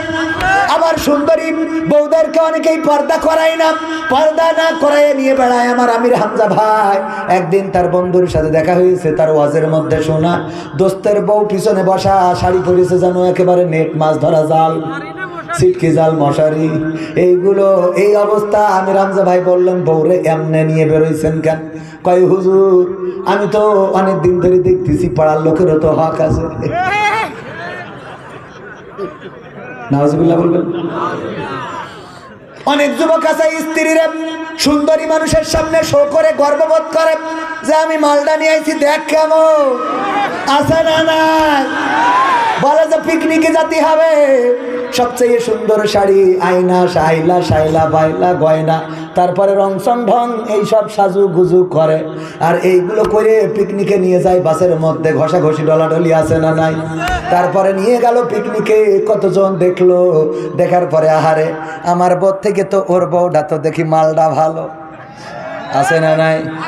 আস্তে করে ভাই গিয়েছে টয়লেটে, এসে বলে ভাবি যদি নম্বরটা দিতেন মাঝে মাঝে একটু খোঁজ খবর নিতাম। ভাই তো ঠিক মতো ফোন ধরে না, ভাইয়ের খবর জানার জন্য একটু নম্বরটা আপনারটাও দরকার, ভাইয়ের খবর নেবে তাও দরকার আছে না নাই। বুদ্ধি, কোনো না কোনো বুদ্ধি করি নাম্বারটা নিল, তারপরে চ্যাটিং করতে করতে এক সময় ব্যাটিংও শুরু আছে না নাই। আর ভাইরা এই জন্য নিজের স্ত্রী আল্লাহ বললেন ওয়াকরনা ফি বুয়ুতিকুন্না ওয়ালা তাবাররাজনা তাবাররুজাল জাহিলিয়াতিল উলা। ওগো নারীরা তোমরা পর্দার মধ্যে থাকো, জাহিলি যুগের মেয়েদের মতো সাজুগুজু করে নিজেদেরকে প্রদর্শন করে বেড়ায়ও না। আর এখনকার মা বোনেরা সিদ্ধান্ত নিয়েছে আল্লাহর কথাও মানবে আর শয়তানের কথাও মানবে। আগে সাজুগুজু করে, তারপরে বুরকা পরে, আবার ওই বুরকা পরে টিকটক করে, পলদেশি চেনা নেই আছে না নাই। বুরকা পরা টিকটকার, আবার বুরকা পরে নসিহা করে, কত আমাদের চোখের সামনেও পড়ে। বলবেন হুজুর আপনি এসব জানেন কি করে? আমরাও তো দেখি। যদি বলি দেখি না, তাইলে এইটা নিচে কথা, মানে দেখি বললে একেবারে যে ওই খুঁজে দেখি তা না, সামনের পর পড়ে যায়, বোঝেননি? এইটুকু অন্তত ঠিক। সামনের পরে কি? সিনেমা হলের পোস্টার দেয়ালে লাগানো আছে না নাই? আপনি চাইলেও চোখে পড়ে না, চাইলেও পড়ে না, চাইলেও পড়ে। অ্যান্ড্রয়েড ফোন যাদের আছে তাদের হাতের মধ্যে যখন আছে, খারাপ জিনিস আপনি চাইলেও আসে, না চাইলেও আসে। এই খারাপ কাজ, খারাপ ভুল পথে যে কাজগুলো করে বেড়ান, এই কাজগুলো করার কারণে মা বোনেরা পরকালের ময়দানে জাহান্নামে যাওয়া লাগবে। আর আমার যুবকদেরকে বলবো, এই সংসারে যদি শান্তি চান, স্ত্রীদেরকে পর্দা করিয়ে নিয়ে বেড়াবেন, তা না হইলে কিন্তু অসুবিধে আছে। আপনার ডাক গোপনে গোপনে কোথায় কার সাথে চ্যাটিং করতে যেয়ে ব্যাটিং করবে। তারপরে ওই যে পত্রিকার নিউজ দেখলাম যে দুইজন বন্ধু গিয়েছে এক হোটেলে, দুইজন বন্ধু একই হোটেলে গেছে, সেখানে জুতো খুলে উঠতে হয়। জুতো খুলে দেখে, উনি যেয়ে দেখে যে জুতো খোলা রয়েছে। একজন দেখে এইটা আমার বোর জুতো, ও কয় এইটা তো আমার বোর জুতো। মানে দুইজনই এক হোটেলে, তাক কাকতালীয় ভাবে এক হোটেলে হয়ে গেছে। আর দুজনে মানে এই বন্ধু ওই বন্ধুর বোর সাথে লাইন মেরেছে, ওই বন্ধু এই বন্ধুর বোর সাথে লাইন মেরেছে। খাবে খাপ না খাবে খাপ আব্দুলের বাপ ওগো আমার ভাইরা, এই কাজগুলো যদি করেন তাইলে আপনি মাথায় রাখবেন, আপনি ভাবির সাথে বলেন, বউ আমার যেমন তেমন, ভাবি আমার মনের মতন গো। ভাবিও গান শুনাই দেওরারে ফোন ধরায়, স্বামী আমার যেমন তেমন, দেওরাই আমার মনের মতন রে। ঠিক না বে ঠিক? তুমি যদি ভাবিরে প্রশংসা করো তাইলে তোমার বউ দেওরারে প্রশংসা করবে। তুমি যদি বিলকিসের সাথে লাইন মারো, তোমার বউ মকসেদের সাথে লাইন মারবে। এইটাই ঠিক কথা। এই জন্যে তুমি আগে ভালো হও, স্ত্রী অটোমেটিক ভালো হয়ে যাবে। ফজরের আজান দিলে, ফজরের আজান যখন দিবে, তুমি যদি উঠে মসজিদে যাও, তোমার স্ত্রী আর ঘুমিয়ে থাকতে পারবে না। একদিন, 2 দিন, 3 দিন তুমি না ডাকলেও উঠে নামাজ শুরু করে দিবে। আর তোমারে যদি ফজরের নামাজে ডেকে না উঠানো যায়, বউরে জড়াই ধরে শুয়ে থাকো, আর ওই বউ নামাজি বউ চিন্তা করে স্বামী কষ্ট পাবে, তাহলে আজকে নামাজটা যায় যাক। ঠিক না ভাই ঠিক? তার মানে আস্তে করি সেও বেনামাজি হয়ে যাবে। এই জন্য প্লাসে প্লাসে প্লাস, আর মাইনাসে মাইনাসে প্লাস। কিন্তু প্লাসে মাইনাসে মাইনাস আমরা এটা হব না। আমরা নিজেদের আগে তাদের আঙ্গিকে তৈরি করব।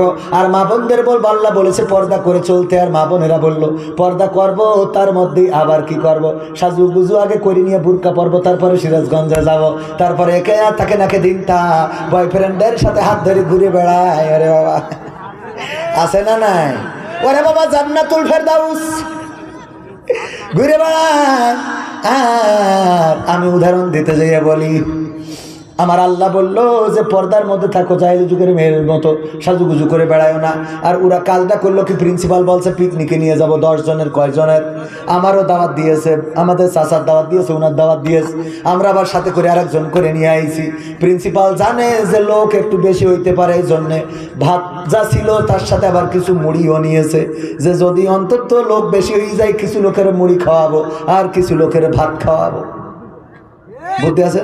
বুদ্ধি ঠিক আছে না? উনি দেখলো যে 10 জনের দাওয়াত বেশি হয়ে গেছে, 20 জন। সিদ্ধান্ত নিল কিছু লোক মুড়ি খাবে, কিছু লোক ভাত। আমারে জিজ্ঞেস করতেছে, কবির বিন সামাদ ভাই, আপনি ভাত খাবেন না মুড়ি খাবেন? আমি বললাম ভাত খেয়েই তারপর মুড়ি খাবো। ভাত খেয়েই তারপর। তাহলে যে কাজ করতে চাইলো তা কি হলো? উনি তো করতে চাইলো যে মুড়ি খাবে তারা ভাত দেবো না, আর যে ভাত খাবে সে মুড়ি পাবে না। আমার মা বোনদের অবস্থা তাই আল্লাহ বললেন, ওয়া করনা ফি বুয়ুতিকুন্না ওয়ালা তাবাররাজনা তাবাররুজাল জাহিলিয়াতিল উলা। ওগো নারীরা, পর্দার মধ্যে থাকো, জাহিলি যুগের মেয়েদের মতো সাজুগুজু করে নিজেদেরকে প্রদর্শন করে বেড়ায়ও না। আর আমার মা বোনেরা বলল, আল্লাহ তোমার কথাও মানলাম, শয়তানের কথাও মানলাম, আগে সাজুগুজু করব, তারপরে বোরকা পরবো, এরপরে রিসোর্টে যাব, সেখানে আগলা করব, তারপর আবার বান্ধে বাড়ি চলে আসবো, যেন গ্রামের লোক বলে যে তাপসী রাবিয়া। ঠিক না বেঠে? আমি বলি ওই বুরখাওয়ালিদের থেকে যারা খুলে চলে সেইটা ভালো, কারণ খুলে চলা, আমার যদি মেয়ে থাকে মুখ খুলে যদি ঘুরে বেড়াই, আমি যদি নাও দেখি, তাও অন্তত কেউ দেখি বলবে যে কবির বিন সামাদ ভাই, দেখলাম আপনার মেয়ে সিরাজগঞ্জের চৌরাস্তায়। অথচ বোরখা পরে যখন আমার মেয়ে মাকসেদের সাথে ঘুরে বেড়ায়, মাকসেদ এসে সালাম দেয়, আমি বুঝতে পারি না যে আমার মেয়ে। ঠিক না বেঠে? পর্দা কি শুধু কাপড়ের পর্দা করলে হবে? ভিতরের পর্দার দরকার আছে না নাই? ভিতরেও পর্দার দরকার, আবার উপরের পর্দা মাইনাস করা যাবে না। তাই বলে আবার উপরের পর্দা আলগা করে চলবেন তা হবে না, ভেস্টা হওয়া যাবে না। আবার অনেক নারীর পর্দা এমন, ওই যে আমাদের মাহমুদুল হাসান জিয়াদি ভাই বলতো, ওয়াজ করে বাড়ি যাচ্ছে, দেখে আপনাদের তেমাত নাই, একজন বসে পায়খানা করতেছে খোলা জায়গায়, মোটরসাইকেলের হেডলাইট ঘুরাই ধরেছে, যেন অন্তত লজ্জায় ও আর এখানে এই কাজ না করে। ও এত লজ্জা পেয়েছে যে লুঙ্গি তুলে মুখ ঢেকে চুপচাপ বসে আছে। নিচেই যা হয় হোক, এই জাতীয় নারী আছে না নাই? ওরে বাবা, এমন পর্দা করার দরকার নেই যে উপরে ঢাকঢোল পিটায় খুব ঢাকা ঢাকি, এত সুন্দর, আর ভিতরে যে দেখা যায় সদর ফাঁক না কি যেন বলে, উপর হ্যাঁ সদরঘাট, হ্যাঁ উপরে ফিটফাট, ভিতরে সদরঘাট আছে না নাই?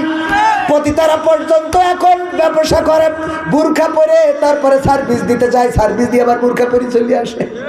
বাইরে দেখে বলে মায়ের জাতি, ও মায়ের জাতি না ভাবির জাতি, তুই বুঝলি কি করে? ঠিক না বেঠে?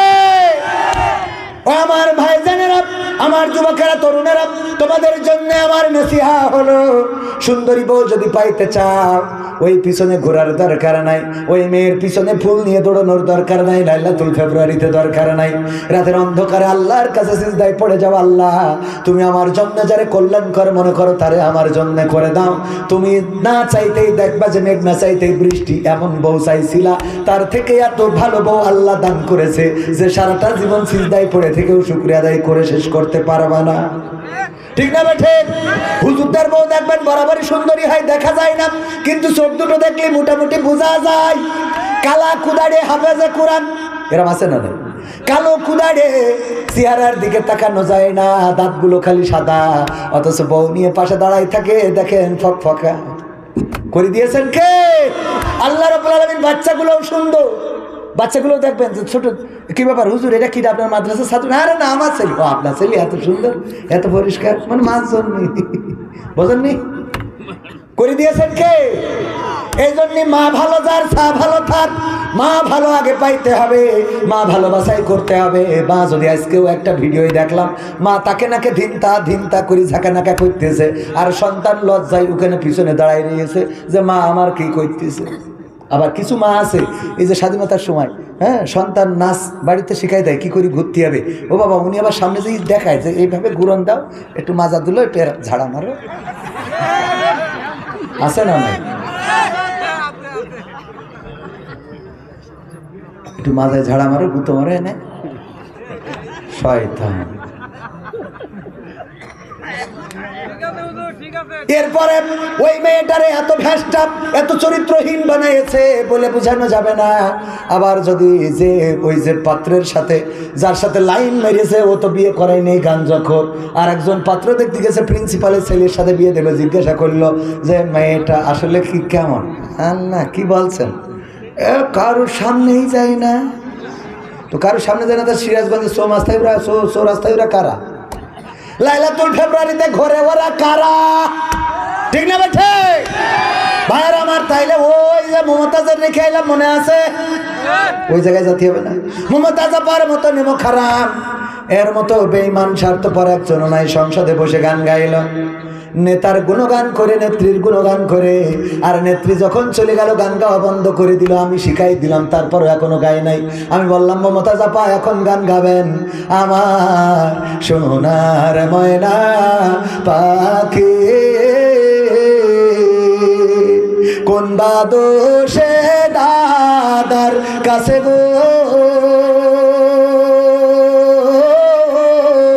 আমরা দেশে কেমনে থাকি রে আমার কলজের ময়না পাখি।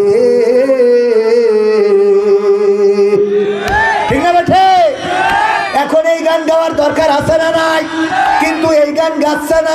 আমার গান, কোন গান তো শুনি না, তবে মন বলে গোপনে গোপনে গায়, ও আমার দরদি আগে জানলে তোর ভাঙা নৌকায় চড়তাম না, ভাঙা নৌকায় চড়তাম না, আর এই বিপদে পড়তাম না,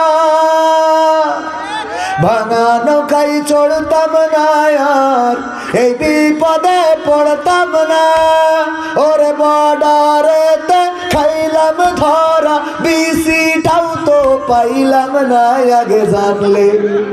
আগে জানলে তোর ভাঙা নৌকায় চড়তাম না। ঠিক না বেঠে?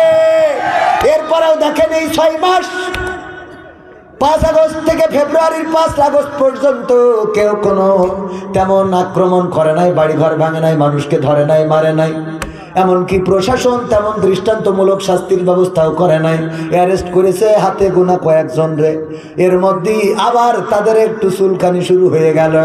শয়তান বলল বসে থাকলে হবে না, তোরা বিদেশে আইছিস, যারা দেশে আছে ওদেরও তো বিপদে ফেলতে হবে।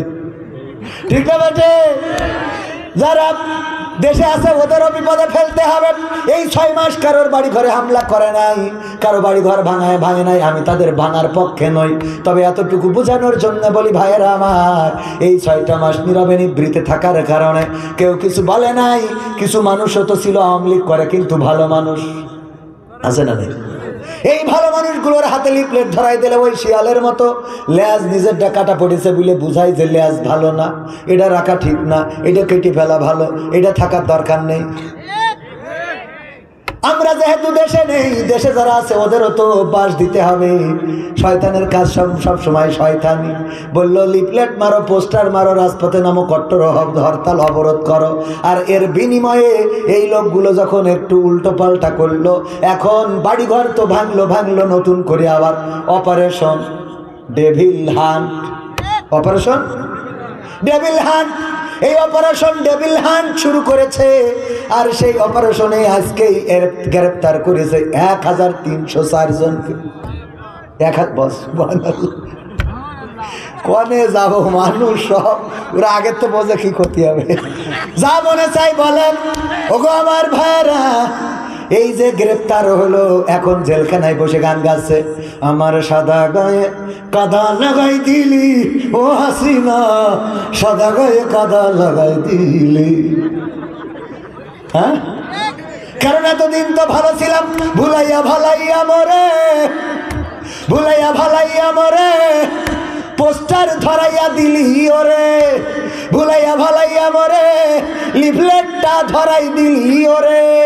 এইটা বিতরণ করতে যেয়ে বিপদে তো ফেলাইলি, আমার সাদা গায়ে কাদা লাগাই দিলি ও হাসিনা, সাদা গায়ে কাদা লাগাই দিলি। ঠিক না ঠিক? ওরে বুঝাইলো তোমরা ছড়াও পোস্টার, আমরা ঢুকতেছি। কথা কয় না, তোরা পোস্টার ছড়া, আমরা ঢুকতেছি। এই কথা বলে পোস্টার ছড়াইতে নামাই দিলে। আর দিয়ে যারা ভালো মানুষ, এতদিন মার খায় নাই, জেলে যায় নাই, ধরা হয় নাই, বাড়ি ভাঙা হয় নাই, কেউ কিছু বলে নাই, সেই লোকগুলো এখন জেলখানায়। কথা কয় না?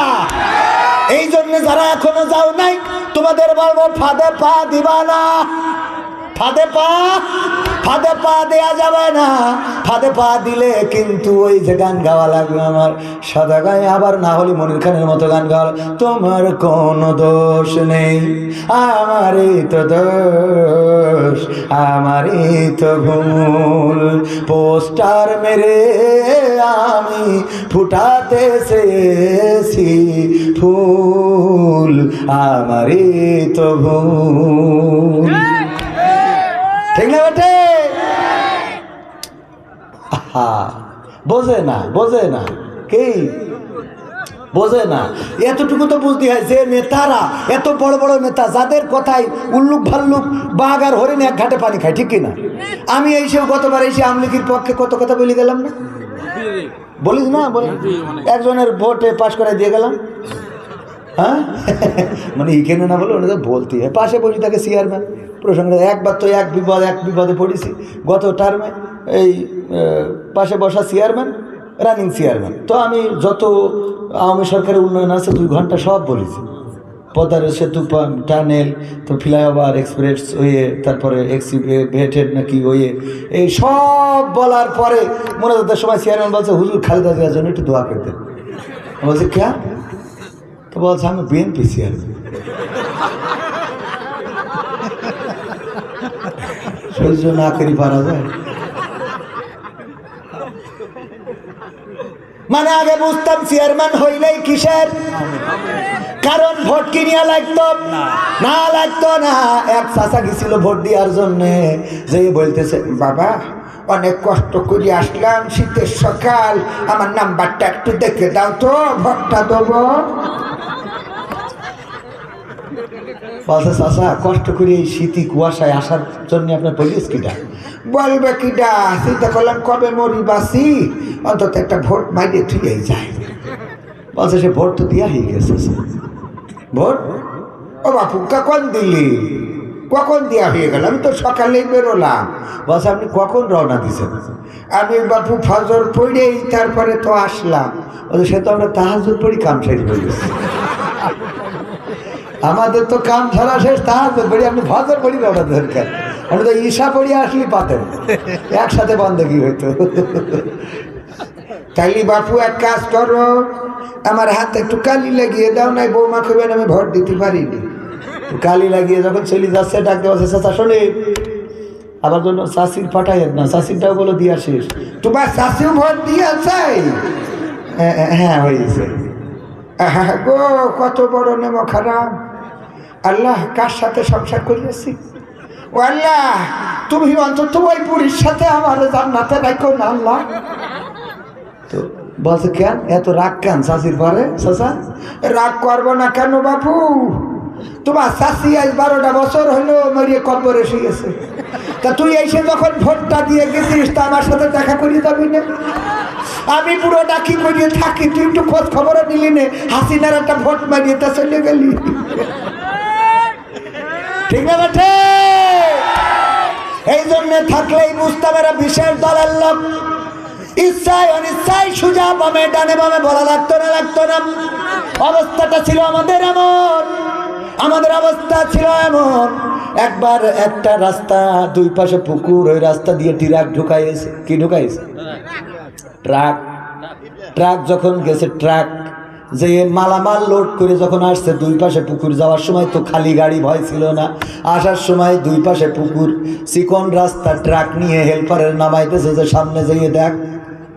কয় উস্তাদ ডানি রেখে যেই ডানি দেয় সেই ডানির পুকুরের দিকে যায়।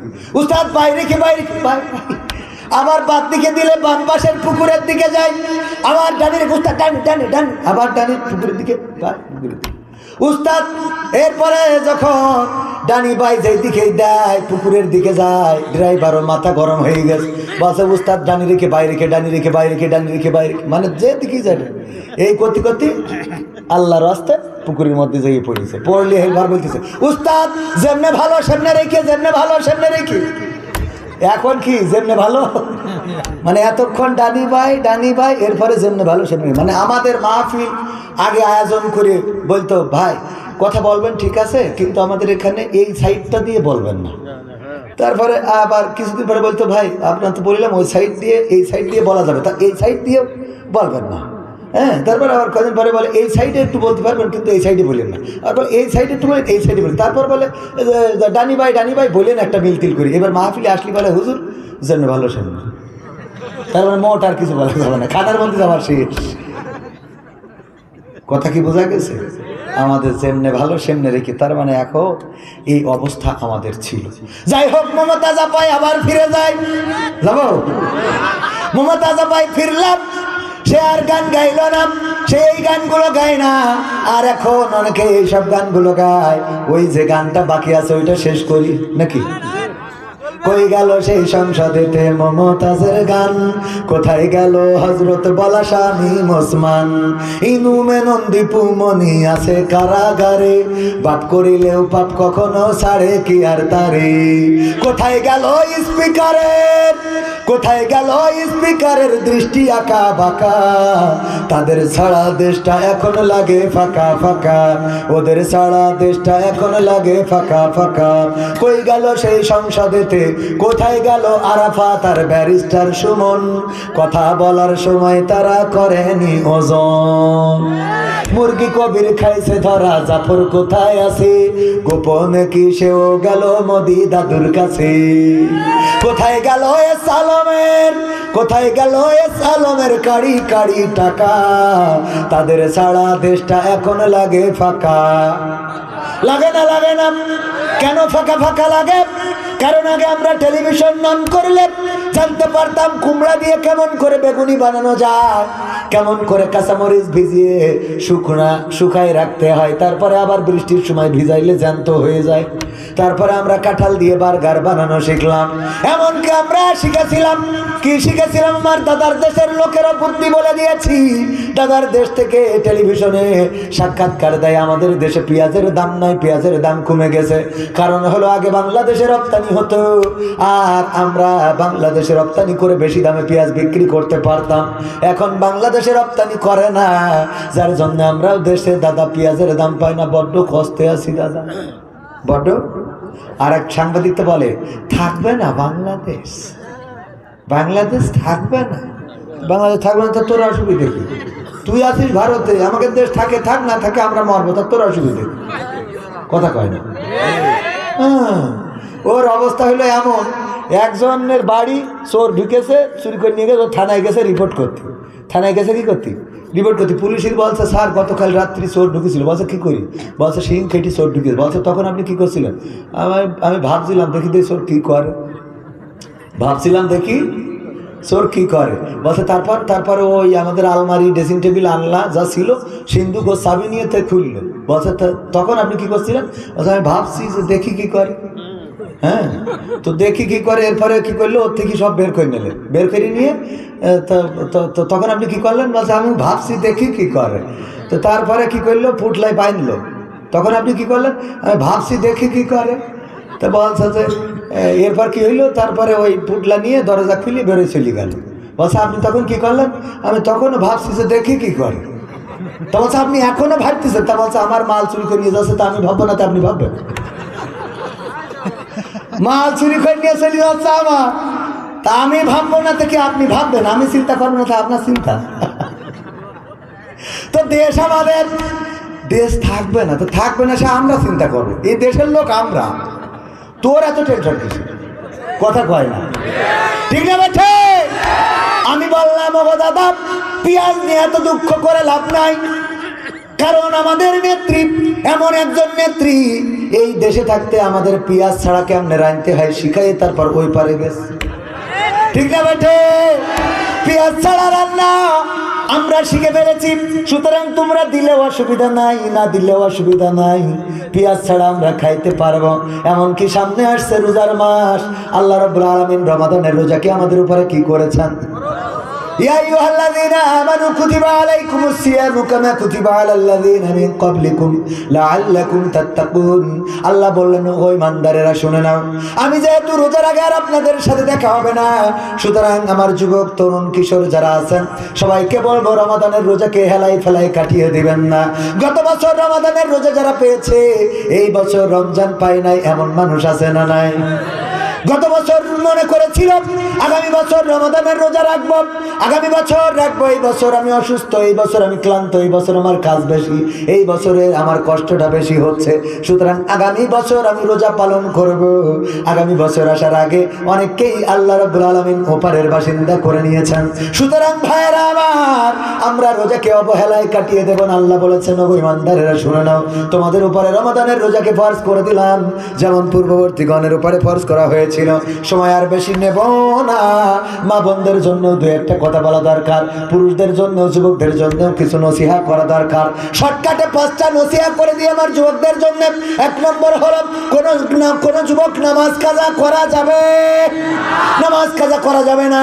আবার যুবকেরা যদি মসজিদে যায়, কিশোরেরা মসজিদে যায়, তরুণেরা মসজিদে যায়, ছোট ছোট বাচ্চা শিশুরা যখন মসজিদে যায়, তখন অনেক মুরব্বী আছে এই বয়সী, আমার চাচাদের বয়সী, তারা ওই বাচ্চারা একটু হাসাহাসি করলে, একটু কথা বললে, জোরে যদি একটু কথা বলে, একে অপরের সাথে যদি একটু গল্প করে, অমনি খেপে যায়, আছে না নাই?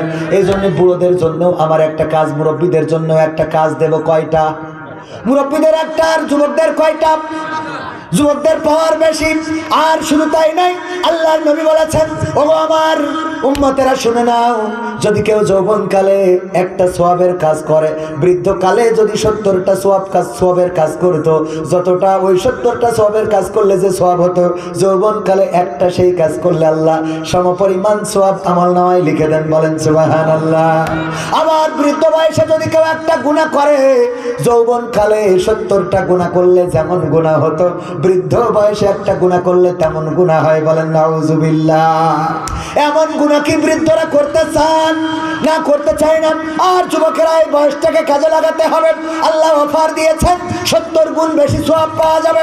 যৌবনকালে নামাজ পড়লেন না, আরেকজনের বেড়া ভেঙে বেড়ালেন, চ্যাটিং করলেন, ব্যাটিং করলেন, লাইলাতুল ফেব্রুয়ারি, মোটরসাইকেলে গিয়ার মারলেন, আর বৃদ্ধ বয়সে যেয়ে যখন আর যৌবনের পাওয়ার নাই, তখন যেয়ে মসজিদে নামাজ পড়ে আর বাচ্চা কাচ্চা ঢুকলি তাদের উপরে, বাচ্চারা জুম্মার দিন যেয়ে যদি একটু হাসাহাসি করে, ওনার শেষ বৈঠকের, মানে শেষ বৈঠক বলতে 2 রাকাতের বৈঠক, উনি আত্তাহিয়াতু পড়ে কিভাবে? আত্তাহিয়াতু লিল্লাহি ওয়া সালাওয়াতু আত-তাইয়্যিবাতু, কাজ ছেড়ে যে হাসতেছে, আত-তাইয়্যিবাতু আসসালামু আলাইনা ওয়া আলা ইবাদিস সালিহিন, কাজ ছেড়ে রে, এটা চিল্লাচ্ছে ধর্ম। আল্লাহুম্মা সাল্লি আলা মুহাম্মাদ ওয়া আলা, কাজ ছেড়ে যে আবার খাটখাট করে শুরু করে, আল্লাহুম্মা সাল্লি আলা মুহাম্মাদ ওয়া আলা আলি মুহাম্মাদ, কাজ ছেড়ে সালামটা ফিরে, ইমাম এখনো দেরি করে কেন? সালামটা ফিরো, তারপর তো হচ্ছে আল্লাহুম্মা সাল্লি আলা মুহাম্মাদ, আসসালামু আলাইকুম ওয়া রাহমাতুল্লাহ। এই কাজ ছেলে রে, এই ধরে এই করে ওরে বাবা, ঠিক না বেঠে? ও বসে থাকে কাজ ছেলেটা ধরার জন্য। এগুলো কি করা যাবে? আপনাদের মসজিদে আছে না নাই? বাংলাদেশের অধিকাংশ মসজিদে বাচ্চাদের নামাজে উৎসাহিত করা হয় না, বাচ্চাদের মসজিদে যেতে দেওয়া হয় না। ওগো আমার ভাইয়েরা, বাচ্চাদের মসজিদে তো যেতে দেবেন মুরব্বীদের জন্য যে কাজ, এক নম্বর একটাই কাজ, সেটা হলো পকেটে কিছু চকলেট নিয়ে যাবেন, কাঠি লজেন নিয়ে যাবেন, ছোট ছোট বিস্কুট নিয়ে যাবেন। এইগুলো নিয়ে যেই বাচ্চাগুলো হাসাহাসি করে, যেই বাচ্চাগুলো দুষ্টামি করে, ওই বাচ্চাগুলোর নামাজ শেষে কাছে ডাকবেন, মাথায় হাত বুলাবেন, তোমার নাম কি, তোমার আব্বার নাম কি, নামাজ পড়তে এসেছো, ভালো লাগে, এই নাও, পকেট থেকে বের করে চকলেট একটা ধরিয়ে দিবেন, এই নাও চকলেট, আগামী ওয়াক্তে আসবা, হাসাহাসি করবে না, তাইলে আবারও চকলেট দেব। সে তো নিজেই হাসবে না, বরং অন্যরা হাসলে আবার চুপ করাবে, বলেন ঠিক কিনা? এইগুলো না করে আপনি ধমকাইলেন, এই বাচ্চাটারে ধমকান। অথচ আমার অনেক মুরব্বী আছে, ক্রাম বোর্ডে যখন বাচ্চারা ক্রাম বোর্ড খেলে, ওই জায়গায় যে কোনোদিন ধমক দিতে দেখি না, এই বাচ্চা তুমি ক্রাম বোর্ড খেলো কেন? ঠিক না বেঠিক? তাস খেলে কোনোদিন ধমক দিতে দেখি নাই। বিড়ি টানে, দোকানের সামনে টানে তার বাবা, আর দোকানের পিছনে যেই টানে সন্তান আছে না নাই, দোকানের পিছনে আবার জায়গা করে রাখে, সেই জায়গায় কেউ ধমক দিল না, ওই জায়গায় কেউ কিছু বলল না। অথচ মসজিদে যাওয়ার কারণে আপনি ধমক দিলেন। ওই ছেলেটা যদি নামাজি না হয়, ওই ছেলেটা যদি আর মসজিদে না যায়, খারাপ পথে পা বাড়ায়, বিড়ি খোর, সিগারেট খোর, ফেন্সি খোর, ডাল খোর হয়ে যায়, তাইলে আপনাকে কিন্তু কিয়ামতের ময়দানে হিসাব দেওয়া লাগবে। আর আপনি যদি কোনো একটা বাচ্চা শিশুকে চকলেট দিয়ে আকৃষ্ট করতে পারেন, ওই একটা চকলেটের কারণে কোনো একটা বাচ্চা যদি নামাজি হয়ে যায়, রোজাদার হয়ে যায়, আল্লাহওয়ালা হয়ে যায়, ওই বাচ্চাটা, ওই যুবকটা, ওই তরুণটা আপনার নাজাতের ওসিলা হয়ে যেতে পারে, বলেন সুবহানাল্লাহ। এই কাজগুলো কি করা যাবে? করা যেমন তেমনিরা করবে কি? ওর নাতি আর একজনের সাথে গিয়ার মারতেছে 14 তারিখে। আমি যেয়ে যখন বললাম, প্রিন্সিপাল সাহেব, আপনার নাতি দেখলাম আর একজনের সাথে। ও বাপু, আমাদের সময় তো গিয়ার মারা ছিল না, এখন হইয়াছে, ওটুক তো করবে, ঠিক না বে? ঠিক, এখন হয়েছে, বলে না? বলে না? বাদ দাও, ছেলে হইলে এক মানুষ এটুক না করলে হয়? আরে শোনা পাখি, ঠিক না বে? ঠিক। আবার পর্দা করে, বুরখা পরে দাদি আর নাতি। নাতির অবস্থা কি বলবো? বুরখা পরে কিডা? দাদি। কেমন বুরখা? হাত মোজা, পা মোজা, চলে ভাঁজ পড়ে গেছে, ওর দিকে কুত্তাও তাকাবে না। এ এত কায়দা করি। আমি বুরখার বিরুদ্ধে বলছি না, কিন্তু মানে বলছি উদাহরণ। উনি আর নাতি, ওরে বাবা, লিপস্টিক তো মারিস, আবার এমনি তার কাটার বর্ডার করেছে, কালো করে বর্ডার, এটা সীমানা, এর মধ্যে কিস মারতে পারবে, এর বাইরে না। ও ওই সেই সারের গল্পটা তো এখনো শেষ করা হয়নি। কিসের কথা বলতে মনে পড়ে গেল না? কিস এটা তো খারাপ জিনিস না, স্ত্রীরে কিস করা। তো ওই চাচারে কইছে কি, ভাতিজারে যে তোর চাষি তো বিয়ে করে আনার পরে আমার ঠোঁটের সাথে ঠোঁট লাগাইতে দেয় না, একটু বলিস দিন। তো চাষি ডেকে বলছে, চাষি জানেনি তো আমার চাষা হলো সমবয়সী, এটা মনে দুঃখের কথা প্রকাশ করেছে, ঠোঁটে নাকি আপনি কিস করতে দেন না। তো বলতেছে যে যেহেতু বলে ফেলিছে, আমি তোমারে বলি ভাতিজা। সে বিড়ি সিগারেট খেয়ে মুখের যে অবস্থা করে রেখেছে, ওর পাশায় কিস করা যাবে, তা ঠোঁটে না। এত দুর্গন্ধ আছে না? এত নামাজে দেখবেন, যখন ইমাম বলে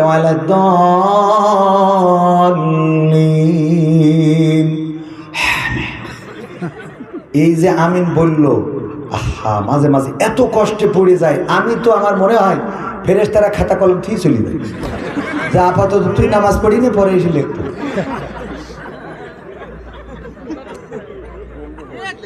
দুর্গন্ধ আছে না নাই? এত দুর্গন্ধ যে ওর শুধু মুখী না, ও যখন পায়খানা ফিরে পানি মেরে আসলো, ওই টয়লেটে গেলে দেখবেন যে, বসবেন যে কোনো বিড়ি করে হেগে গেছে, ঠিক না বেঠে? ওই টয়লেটে ঢুকলে আপনি বলতে পারবেন যে কিছুক্ষণ আগে এক আল্লাহরও লেগেছে। এত দুর্গন্ধ। এই জন্যে নিজেদের পরিবর্তন দরকার, আছে না নাই? তাহলে বৃদ্ধদের কাজ দিলাম একটা, যুবকদের কাজ কয়টা? কয়টা? 5টা। 1 নম্বর, নামাজ কাজা করা যাবে যাবে না। আল্লাহ বলেছেন ইয়া আইয়ুহাল্লাযীনা আমানু ইসতাঈনু বিস-সাবরি ওয়াস-সালাহ ইন্নাল্লাহা মা'আস সাবিরিন। আমার আল্লাহ বলছেন ও ইমানদারেরা শোনো, তোমরা ধৈর্য এবং নামাজের মাধ্যমে আমার সাহায্য প্রার্থনা করো। তার মানে যারা প্রেমিকার পিছনে ঘুরে বেড়ান, ভালোবাসা অ্যাকসেপ্ট করে নাই, মনের দুঃখে মাল খান টাল হয়ে পড়ে থাকেন, না ওইগুলো করার দরকার নাই। যেহেতু আপনারে ভালোবাসে নাই, সুতরাং আপনি এবার ধৈর্য দিয়ে নামাজ দিয়ে মোকাবেলা করেন। মসজিদে ঢুকে যান, আল্লাহর কাছে সাহায্য চান। আল্লাহ আপনার এমন একজন দান করে দেবে যে একদিন অথবা আপনাকে এমন জায়গায় নিয়ে যাবে যে একদিন দেখবেন যে আপনি যেই জায়গায় পৌঁছাইয়েছেন, এটা দেখার পরে যারে আই লাভ ইউ বলেছিলেন ফেরত দিয়েছিল, ওই মেয়েটা একদিন কষ্ট পাবে। আহারে, ওই দিন যদি ওর আই লাভ ইউ টু বলে দিতাম, তাইলে তো দুইজনের টু একসাথে থাকতাম। ঠিক না বেটে? কথা কি বোঝা গেছে? সাহায্য চাইতে হবে কার কাছে? বিপদে পড়েছেন, ডাকবেন কাকে? আল্লাহকে। মুসিবতে ডাকবেন কাকে? নামাজ পড়বেন, আল্লাহ সহজ করে দিবেন চলার পথ। 2 নম্বর কাজ হলো দাড়িটা কাটা যাবে না, দাড়িটারে সংরক্ষণ করতে হবে। 3 নম্বর কাজ হলো টাকনুর উপরে কাপড় পরতে হবে, টাকনুর নিচে কাপড় পরা যাবে। আর 4 নম্বর কাজ হলো সৎ কাজের আদেশ। 5 নম্বর কাজ আপনারা বলেন কি হবে? অসৎ কাজে। এই 5টা কাজ আমার যুবকদের জন্য মনে কি থাকবে? আল্লামা সাইদের নিয়ে একটা সঙ্গীত শোনানো রিকোয়েস্ট করেছিল, শোনাবো? টেকনাফ থেকে তেতুলিয়া, রূপসা থেকে পাথুরিয়া, একটি নামে সবাই যাকে চেনে। 1-2 জন নয়, 1.5 শতাধিক মানুষ জীবন দিল শুধু জারি প্রেমে। টেকনাফ থেকে তেতুলিয়া, রূপসা থেকে পাথুরিয়া, একটি নামে সবাই যাকে চেনে। 1-2 জন নয়, 1.5 শতাধিক মানুষ জীবন দিল শুধু জারি প্রেমে। হ্যাঁ, সেই মানুষের মুক্তি চেয়ে যেতাম আমি গান গে, সেই মানুষের মুক্তি চেয়ে যেতাম আমি গান গে, সেই মানুষটি নাই দুনিয়ায় নাই। আজ আর মুক্তি চাওয়ার নাই প্রয়োজন নাই রে, আজ আর আমার গানের নাই প্রয়োজন নাই, আজ আর মুক্তি চাওয়ার নাই প্রয়োজন নাই গো, আজ আর আমার গানের নাই প্রয়োজন নাই। আল কোরআনের মধুর বাণী বলতো সুরে সুরে, নবীর বাণী পৌঁছে দিত বিশ্বটাতে ঘুরে। আল কোরআনের মধুর বাণী বলতো সুরে সুরে, নবীর বাণী পৌঁছে দিত বিশ্বটাতে ঘুরে। তার মুখের বয়ান শুনে হতো মুসলমান, বুকের সাথে বুক মিলিয়ে ধন্য কত প্রাণ। সেই মানুষের মুক্তি চেয়ে যেতাম আমি গান গে, সেই মানুষের মুক্তি চেয়ে যেতাম আমি গান গে, সেই মানুষটি নাই দুনিয়ায় নাই। আজ আর আমার গানের নাই প্রয়োজন নাই গো, আজ আর মুক্তি চাওয়ার নাই প্রয়োজন নাই, আজ আর আমার গানের নাই প্রয়োজন নাই রে, আজ আর আমার গানের নাই প্রয়োজন।